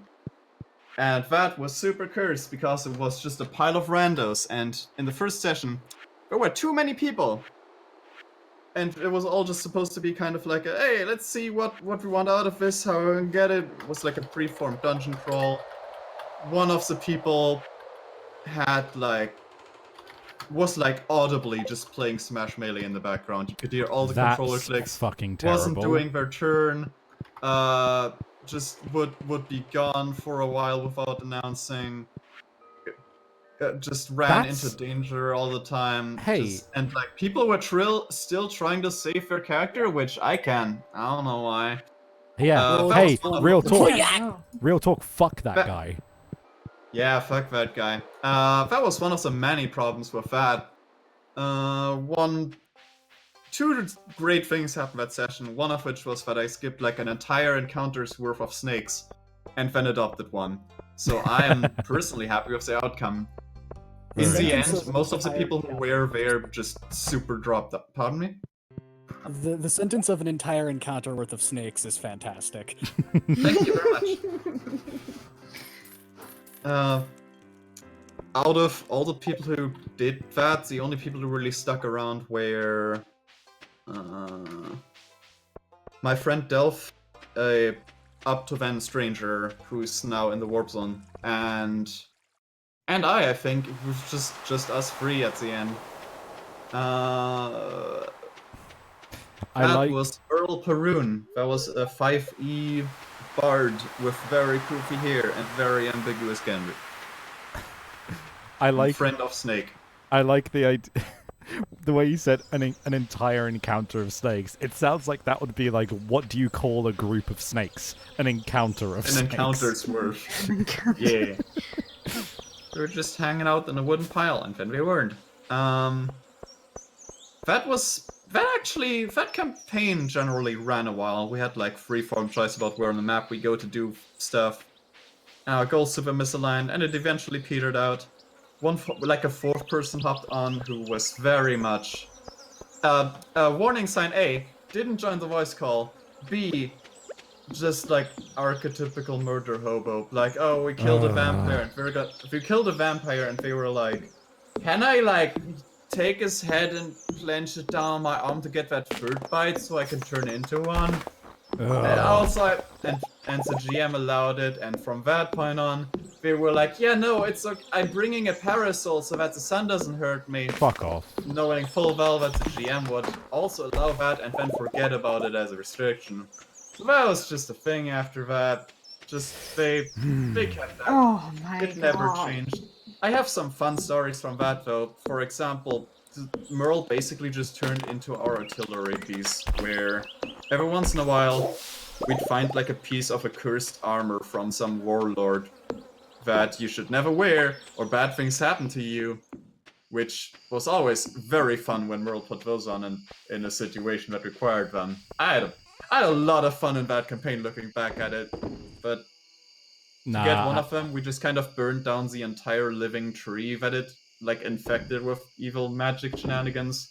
To get another one, I just kind of nuked a lot of I nuked a lot of things with Moonbeam.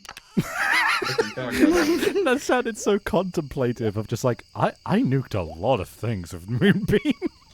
I hit a lot of things with orbital bombardment. Wow. It's compounded by the fact that I was our only source of holy damage. Oh, in a pretty weirdly curse/undead heavy thing, as it turned out. Good stuff. Yeah.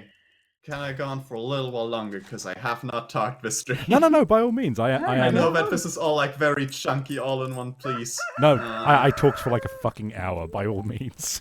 Yeah. I am Thanks, just giving Moonbeam is pretty good. I'm just giving affirmation that I am indeed listening. Okay, thank you. Migrated later on from Moonbeam to Call Lightning, which should just get to call one of those every turn. So if you stand back, you can just keep moving it, hit multiple things with each, because it's a tiny AoE. It's great. Yeah, you sure can do that, Jesus. Like, I know that if you're trying to be like a power gamey person, and I don't know why you would, but you'd usually pick Druid of the Moon, because that's the one where you just get to be like bears, and then you get to be bears again, and you do magic damage with the claws, and you have a million billion health and never die. I was a Druid of the land, of the coast, and that was way more fun, because that gives you all the elemental spells. The elemental spells are super fun, to be fair. It's just a shame that they made Moon Druid, like, objectively the better option. Yeah, but who cares, though? Yeah. So that was fun and eventually petered out. That was before I was part of General Scrubadub's friend group. Fair enough. And after joining the General Scrubadub's friend group through super roundabout ways that I'm very, very happy about. There were 2 more campaigns in Scrubadubs that I was going to be part of that didn't happen. The first one was running the module Out of the Abyss, where I was going to play a ranger of 5e again, but not the regular out of the book crappy ranger, but the reworked version that they had, the Unearthed Arcana one. And I'm still curious about how that would have worked out, but that did not end up happening. Neither did Bigger Trouble in Little Hildescoff, where I was going to play Karl Weira, a really shitty back alley doctor. Like, shitty person, really good at their job. That was like a modern D20 setting. Yeah, what was it? Also fell flat. Lamp was talking about that in the recent stream. Oh, no. Yeah. No, she wasn't. She was talking about the original Big Trouble in Little Hildescoff. Oh. Yeah. Oh, Hence okay. that being called Bigger Trouble. Oh, right. Yeah. Oh, Yeah. that's cool. Oh, that's a shame. I remember that, like, in that campaign, the apartment room that we were all going to, like, start our first thing in got fully crafted out with, like, fully decked out everything with modern assets that Nico made. Fun fact, if you ever, like, looking for modern assets, Nico is a prodigy at just making those. Yeah. I remember just real good at that. I can attest to that. Very good. And then the next campaign that I was gonna be in was Fantasy Campaign Part 4, and I did make it into that as Dijkstra. His lamp was like, one of these classes is a Warforged, and I was like, can I be that? It's super experimental and shitty. Oh, and it explodes on death and can't regenerate health? Can I be that? Also, can I be 2 by 2 squares big? And I'm glad that she let me. Awesome. I had a lot of fun. Fun fact about what was Fantasy Campaign. Yeah. I've actually run Rube's Fantasy Campaign episode multiple times for funsies with friends, and it's a really good time. And every time I say, Rube, hey, you made a really good Fantasy Campaign one-shot, she shoots me on sight. Ah, cool. Still too bad. I can keep rattling on this character list, because we're like barely halfway through, but also none of these have been around as long as Merle. Fair enough. Feel super free to interrupt me at any point during all of his shenanigans. I do have a thought, which was just as you were talking, and I was like, considering various aspects of the characters. I realized that because one thing I like seeing is like common threads between characters of people, because you start picking up on like, if it's not something to do with the character, like you pick up on something aesthetically that you do a lot. Like you like witches a lot, you like spellcasters, and I realized that Elara is actually probably the most self-indulgent character I have. What keyed me into that is the fact that a lot of my characters have facial scars, and I don't know why I like it so much. Suits. Means that they've survived some stuff. Yeah. Powerful. Physical representation of their pain. I like witches, I like spellcasters, I like characters with horns, just general demon people. Real big fan of that. I like characters with black sclera. Yeah. Looks at March. I like characters with eye motives and odd numbers of eyes. Looks at March. Oops. Oops. All of the above. Oops, all self-indulgent. Oops. The dream. So the next character that was gonna happen but didn't was Grimsley Rigmarole. It's a good name. So there's a fun secret thing about Starfinder. I was gonna be in that, but I am a scheduling hazard because I'm the German diversity hire, so I couldn't be in that because between Keen, Margin, and I, our schedules just would not work out because Keen could only go on a weekday at the time, and Margin could only go late, and Keen also, and I could only do weekends at those amounts of time at those times that Margin could do. So that was the 5th campaign that didn't work out for me, between 2 that did. Grimsley Rigmarole was going to be... So you all know Shazam. Yes. Shazam, Jello's character, who's like... This... Oh god, I can't do him justice. Shazam is this shitter priest that... about a totally real god, Baba Ganu. Yes. Snake all salesman does all pretends to have like magic powers given to him by his deity. There's definitely super doesn't. It's all just weird trickery and stuff. Has fake arms. And what Grimsley was going to be was his shitty like subordinate companion who tries to like who does his darndest to make his magic look more real. Because he was like the technician class kind of thing, wherein he'd have like powers to create illusions and the like. Unfortunately, Val fell flat, but also, that first module for Starfinder, Paizo did a bad job, so maybe I dodged a bullet on that one. Real bad. It was real bad. The only reason I love Starfinder is because Keen and the rest of the group were able to carry it. It's not Starfinder. Yeah. That being said, I will give Starfinder 2 pluses because 1, their robot race pretty much allows you to do whatever you want, and they have a race of adorable beetle people that are really cute. I like bug people. I will give Starfinder 0 points. Have you seen that SRD? god. I mean, fair enough. I won't argue with you on that. Making a character in Starfinder, at least at the time, was a bug here. Conceptually, character- Starfinder is great. Conceptually. Yeah. Maybe next one day character we'll have in a that system line. We can? Maybe one day we can have a system that we can run our own version of Cowboy Bebop in one day. Cowboy Yeah, you can beep go boop. ahead. That's all I have to say.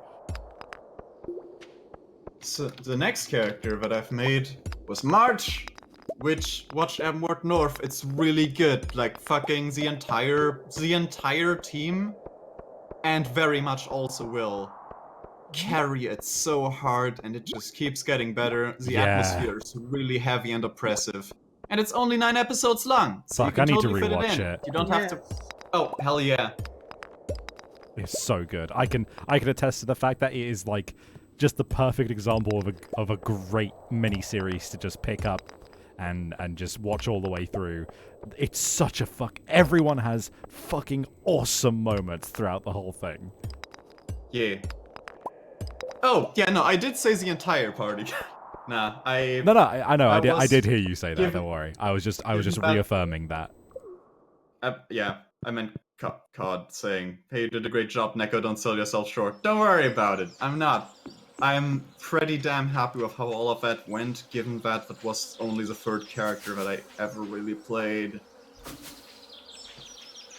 I'm sure I was a big old wet noodle in the first couple of sessions, but after that, also the first long runner with Scrub-a-Dub friends, generally. Pretty happy with how it went. It was a Dope good finale, dope everything. God, that finale. Oh. Not Together with Ruined Fellas is my favorite thing on the Surprise One channel. Those are two things that I'd recommend everyone just watch first if they're trying to get into our stuff, honestly. I really wish I had more time on my hands in general, because I'd love to run more games on my channel. But at the same time, I have to acknowledge the fact that Surprise Round has like a good 5 or 6 GMs all running their own games, so I shouldn't expect to keep pace with that. Oh, I made that same mistake when I started Journal Seekers, because when I started that, it's like, wow, I'm really proud of this, but I want more content. Guess I'll run 5 games at once. Bad idea. Bad idea. I'm glad that I'm even running Getting Savvy, to be honest. But you know, live and learn, hanging on the edge of tomorrow. Yeah. I've been considering for a while trying to simultaneously sort out a one-shot as well, but god, that is a slippery slope.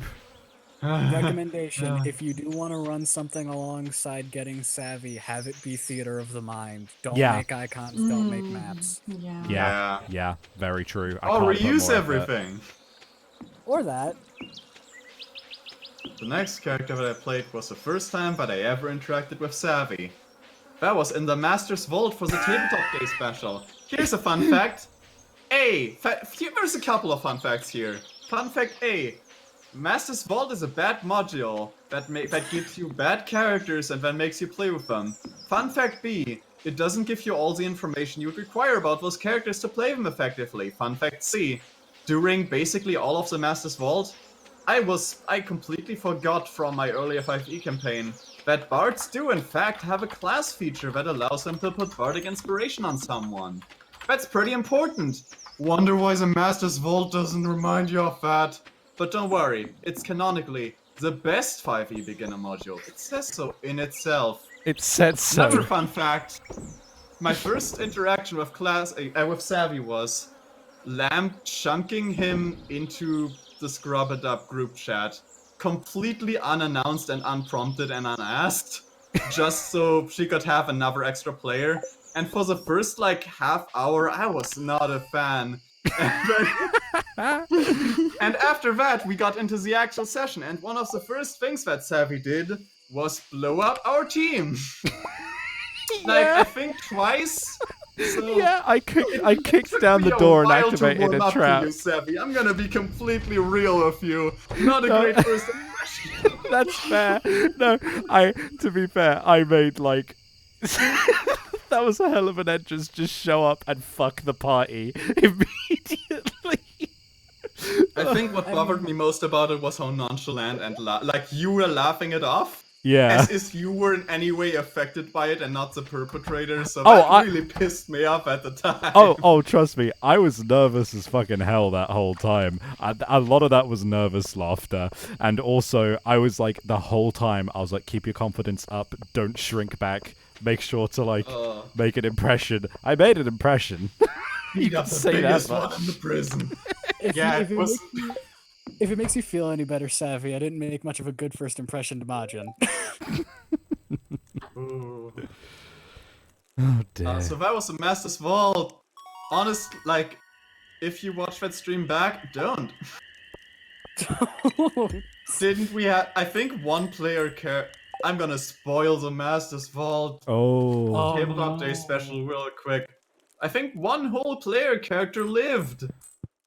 Through that, you remember the last room of that? Remember how, like, our gracious, like, what was her name? Fucking the master. Feywind or something. Ilaria Feywind. Yeah, Ilaria shit, that's it. Yeah. So when we joined the Roll20, we saw the custom title that Lamb had given it, and what she wrote was, Ilaria Feywind is a huge bitch, and you're just going to have to deal with it. Yeah. And that is what the Master's Vault is. Beginning with bullshit, continuing with bullshit, and culminating in you being in this tomb, wherein she has a safeguard, where if anyone with necromantic energy or whatever the fuck enters it, the room just shoots holy bolts at people. Not at the necromancers, just at people. Just anyone. So just roll anyone. a die, and you see if you get fucked during the final fight, and how your party dies. Perfect beginner module for 5e. Yeah. Don't do it. The only thing that made that redeemable in any regard was that we were trying to have a good time about it. Yeah, I'll be super real. I feel bad about how I played that, because not only did I not get board work, and my mood was just steadily declining. Like, I was disillusioned in character creation. I was like, oh cool, Tiefling Bard. Oh wait, what? Why these, Lamb, can I change these spells? No? Oh god, why not? Yeah. No, it can... And that's why I named them Crummy Fox to begin with, like, they suck, it's in the name. And then, I'm just stress venting at this point. There's flying snake bullshit, and then all the arguments about Thunderwave, which I hold firmly, objectively mistaken. Oh no, it was done wrong, but we just wanted to just keep consistent because we decided on one option. It was one of those things where it's just like, yeah. Correct your mistakes. Bad. Well, the thing is, I generally run with mistakes can be mitigated if you just are if you consistently make the mistake, unless it gets out of hand. The thing which, so for example, with our first run of Kingdom Death Monster, we just got a lot of rules absolutely fucking wrong. Not even like slightly right, just 100% fucking wrong. But it wasn't as bad because even when we realized we'd done a rule wrong, we just kept playing with it the way that we interpreted it, and it was still fun enough. But yeah, no, rules is one of those things where it's just like, 5th edition. I don't like when a game puts focus on rules being its like main draw, because it encourages finding like the quote-unquote right way to play, if that makes sense. And as we know, like tabletop RPGs, they have to be flexible, and there's all those, god, the amount of people on Twitter who like fucking complain to the Critical Role guys about like, you're not playing right, is just awful. No, yeah. But I mean, if you absolutely want a understand really your good- frustration because it was we were absolutely fucking that up. It was terrible. I was there like this isn't how this spell works, but I was just sitting on my hands because I was just like I'm not getting involved. No, I will say that, like, if you want a really good system, like, having it so that the rules can be flexible or, like, very little rules to encourage, like, creativity is a very good thing. Windrose, what? Yes, Windrose. But yeah, Neko, I will say this much: I'm glad that you warmed up to me because I Yeah, didn't me realize too. I made such a poor impression on you to begin with. It was just compounded by all the stress and Master's fault. If there's anything I really regret about that, it was just how I let my deteriorating mood just completely, like, sour stuff. I did not handle that well, I don't think. Well, the main thing. Maybe I went into, but like everything just dragged me further down. Man, I couldn't function anymore. It was No, bad. I've been there before. I absolutely know that feeling. It's really hard to get out of a funk when you've started to really absorb yourself in it. But the main thing is that you've since recognized it and you know like what to do from there, and that's something that not everybody is capable of doing. So like, I know it's probably not. Like, I'm one of the people who's most known myself for beating myself up and being too harsh on myself. But I really mean it when I say, so long as you're learning from it, don't be too harsh on yourself. Yeah. I'm not anymore. Yeah. On that note, I'm gonna go hop off. Yeah, it's been a real fun time, guys. Thank you for coming along. We really appreciate it. Hey, Yeah. No problemo. Laters. See you. See ya. see ya. And welcome back. Tag in. Welcome backers. Oh, we can't hear you. Silent. So next thing I couldn't make was Phil the Witch, but instead I made Phil the Murder, which you should watch. That's a one-shot that Jello did. was a good Plasterbrain is time. in it.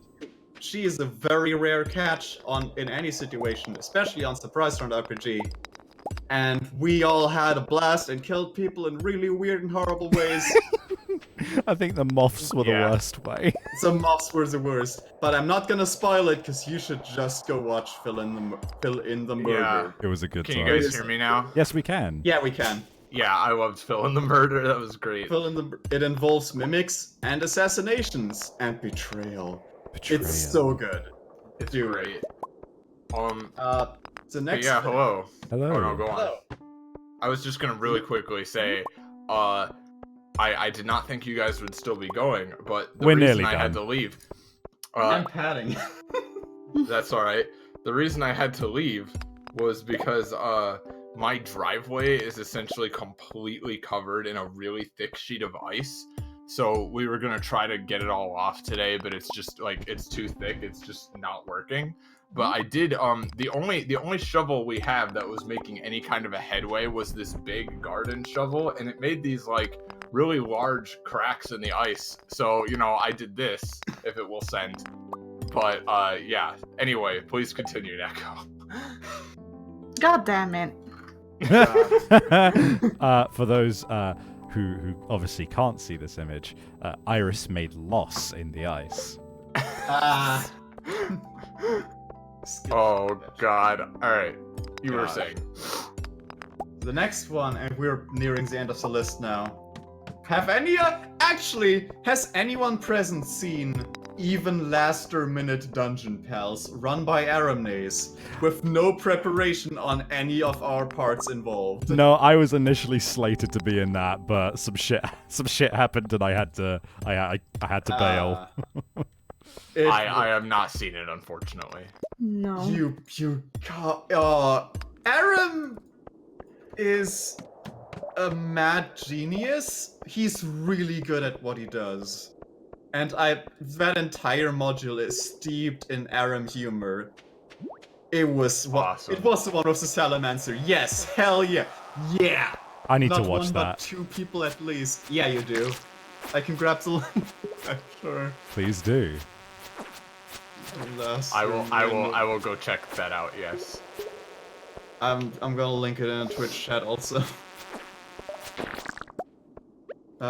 Here's it. And Phil in the Murder is... Oh, why did it... Oh. Oh, that's... Did it change?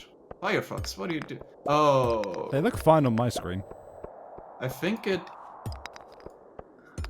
didn't close or revert, but somehow the tab with your stream in it is gone. Why is it gone? What has happened? I'm just gonna start it again manually. Rich.tv/Eternal Savvy. Eternal. There we go. In the vein of very good and funny internet series, Sabby, I really hope that we have time to continue with Kingdom Death some point soon, because oh boy. Yeah, we haven't played that in a while, and we legit reached the finale of season 2 of our second playthrough. So like, I need to fucking get on that. Yeah, I was there for the greatest disaster of our time. Level 2 Dung Beetle Night, right? That and the subsequent tragedy that happened near the end of the episode. Yeah, fuck.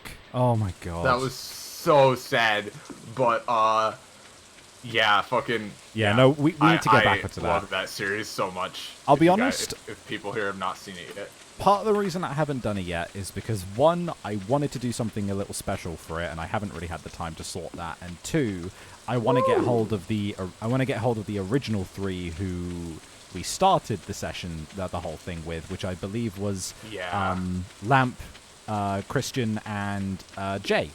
And as you may imagine, they all have pretty busy schedules because they all stream like I do. So I haven't.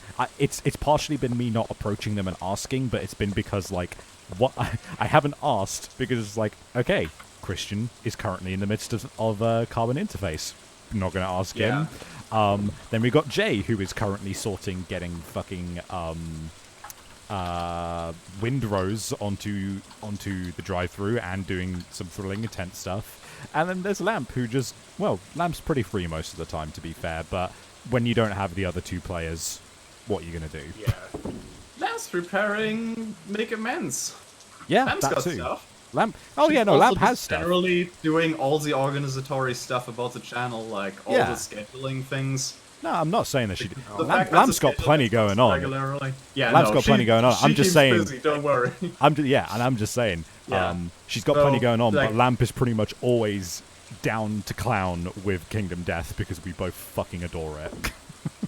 Yeah, I understand. So am I too. Although I am generally a bit busy with school and also preparing my own stream shit. Yes. Looks at Chibi. But yes, I'm almost always down to. Hell yes. Yeah. Christian has to do a lot of organizatory stuff, especially given all the cameos in Carbon Interface. Holy heck! But like, if you compare the amount of work that like probably most people here do to what Jay's saddled with, that man is Atlas with the world on his shoulders, and he does not get enough credit for it. Absolutely. Yeah, it's fucking People crazy. were like, hey, I thought, isn't Faye editing all the thrilling intense stuff? No, it's all Jay. It was Faye at one point. Right now, she does all the stuff. She also does all the Windrow stuff. He GMs and edits all those things. I don't know how he manages it. Faye is working on like other shit too. Oh, yeah, yeah, it's crazy. Faye, my Did I? Oh god, I got the name wrong. I have 2. No, I don't think you did. No, you said Faye. I know you said Faye. My brain's just all kinds of fried today. No, I'm there too. Don't worry. But yeah, she's doing like a few other things which look really cool. So anyway, not to interrupt, but I am gonna end stream here. Alright. But I've got 3 more characters. Next time. You're outstaying your welcome, Neko. No, we're not worthy enough of a next time, Pride on Fame. Fair enough. We're just gonna be buried in the sand like they should be. Thanks for coming on though, because I just added you, and I'm glad to have you showing up already. It's good stuff. Yeah. Good hanging out with you. Yes. But yeah, with that, let me do my standard spiel. Hey, so everybody, if you enjoyed the chill stream, or if you want to see more of our tabletop stuff, or more of our tabletop RPG stuff, then please feel free to subscribe and follow because you can catch that stuff and also support the channel if you want. If you want to have more discussions about just generally the shows and talk to some more people in the community, then you can absolutely join our Discord, which should be in the chat and below the stream right now. We've got a lot of cool people in there. Come hang out. We've also got my Twitter and Chibi's Twitter and our Tumblrs below as well. And a donation link. And yeah, but no, for real, we always super appreciate you guys coming out and watching us, especially on chill streams, which are just like whatever, you know. So yeah, we thank you very much, and we love you guys. Say goodbye to stream, everybody. Goodbye, stream. Bye. Bye. Bye.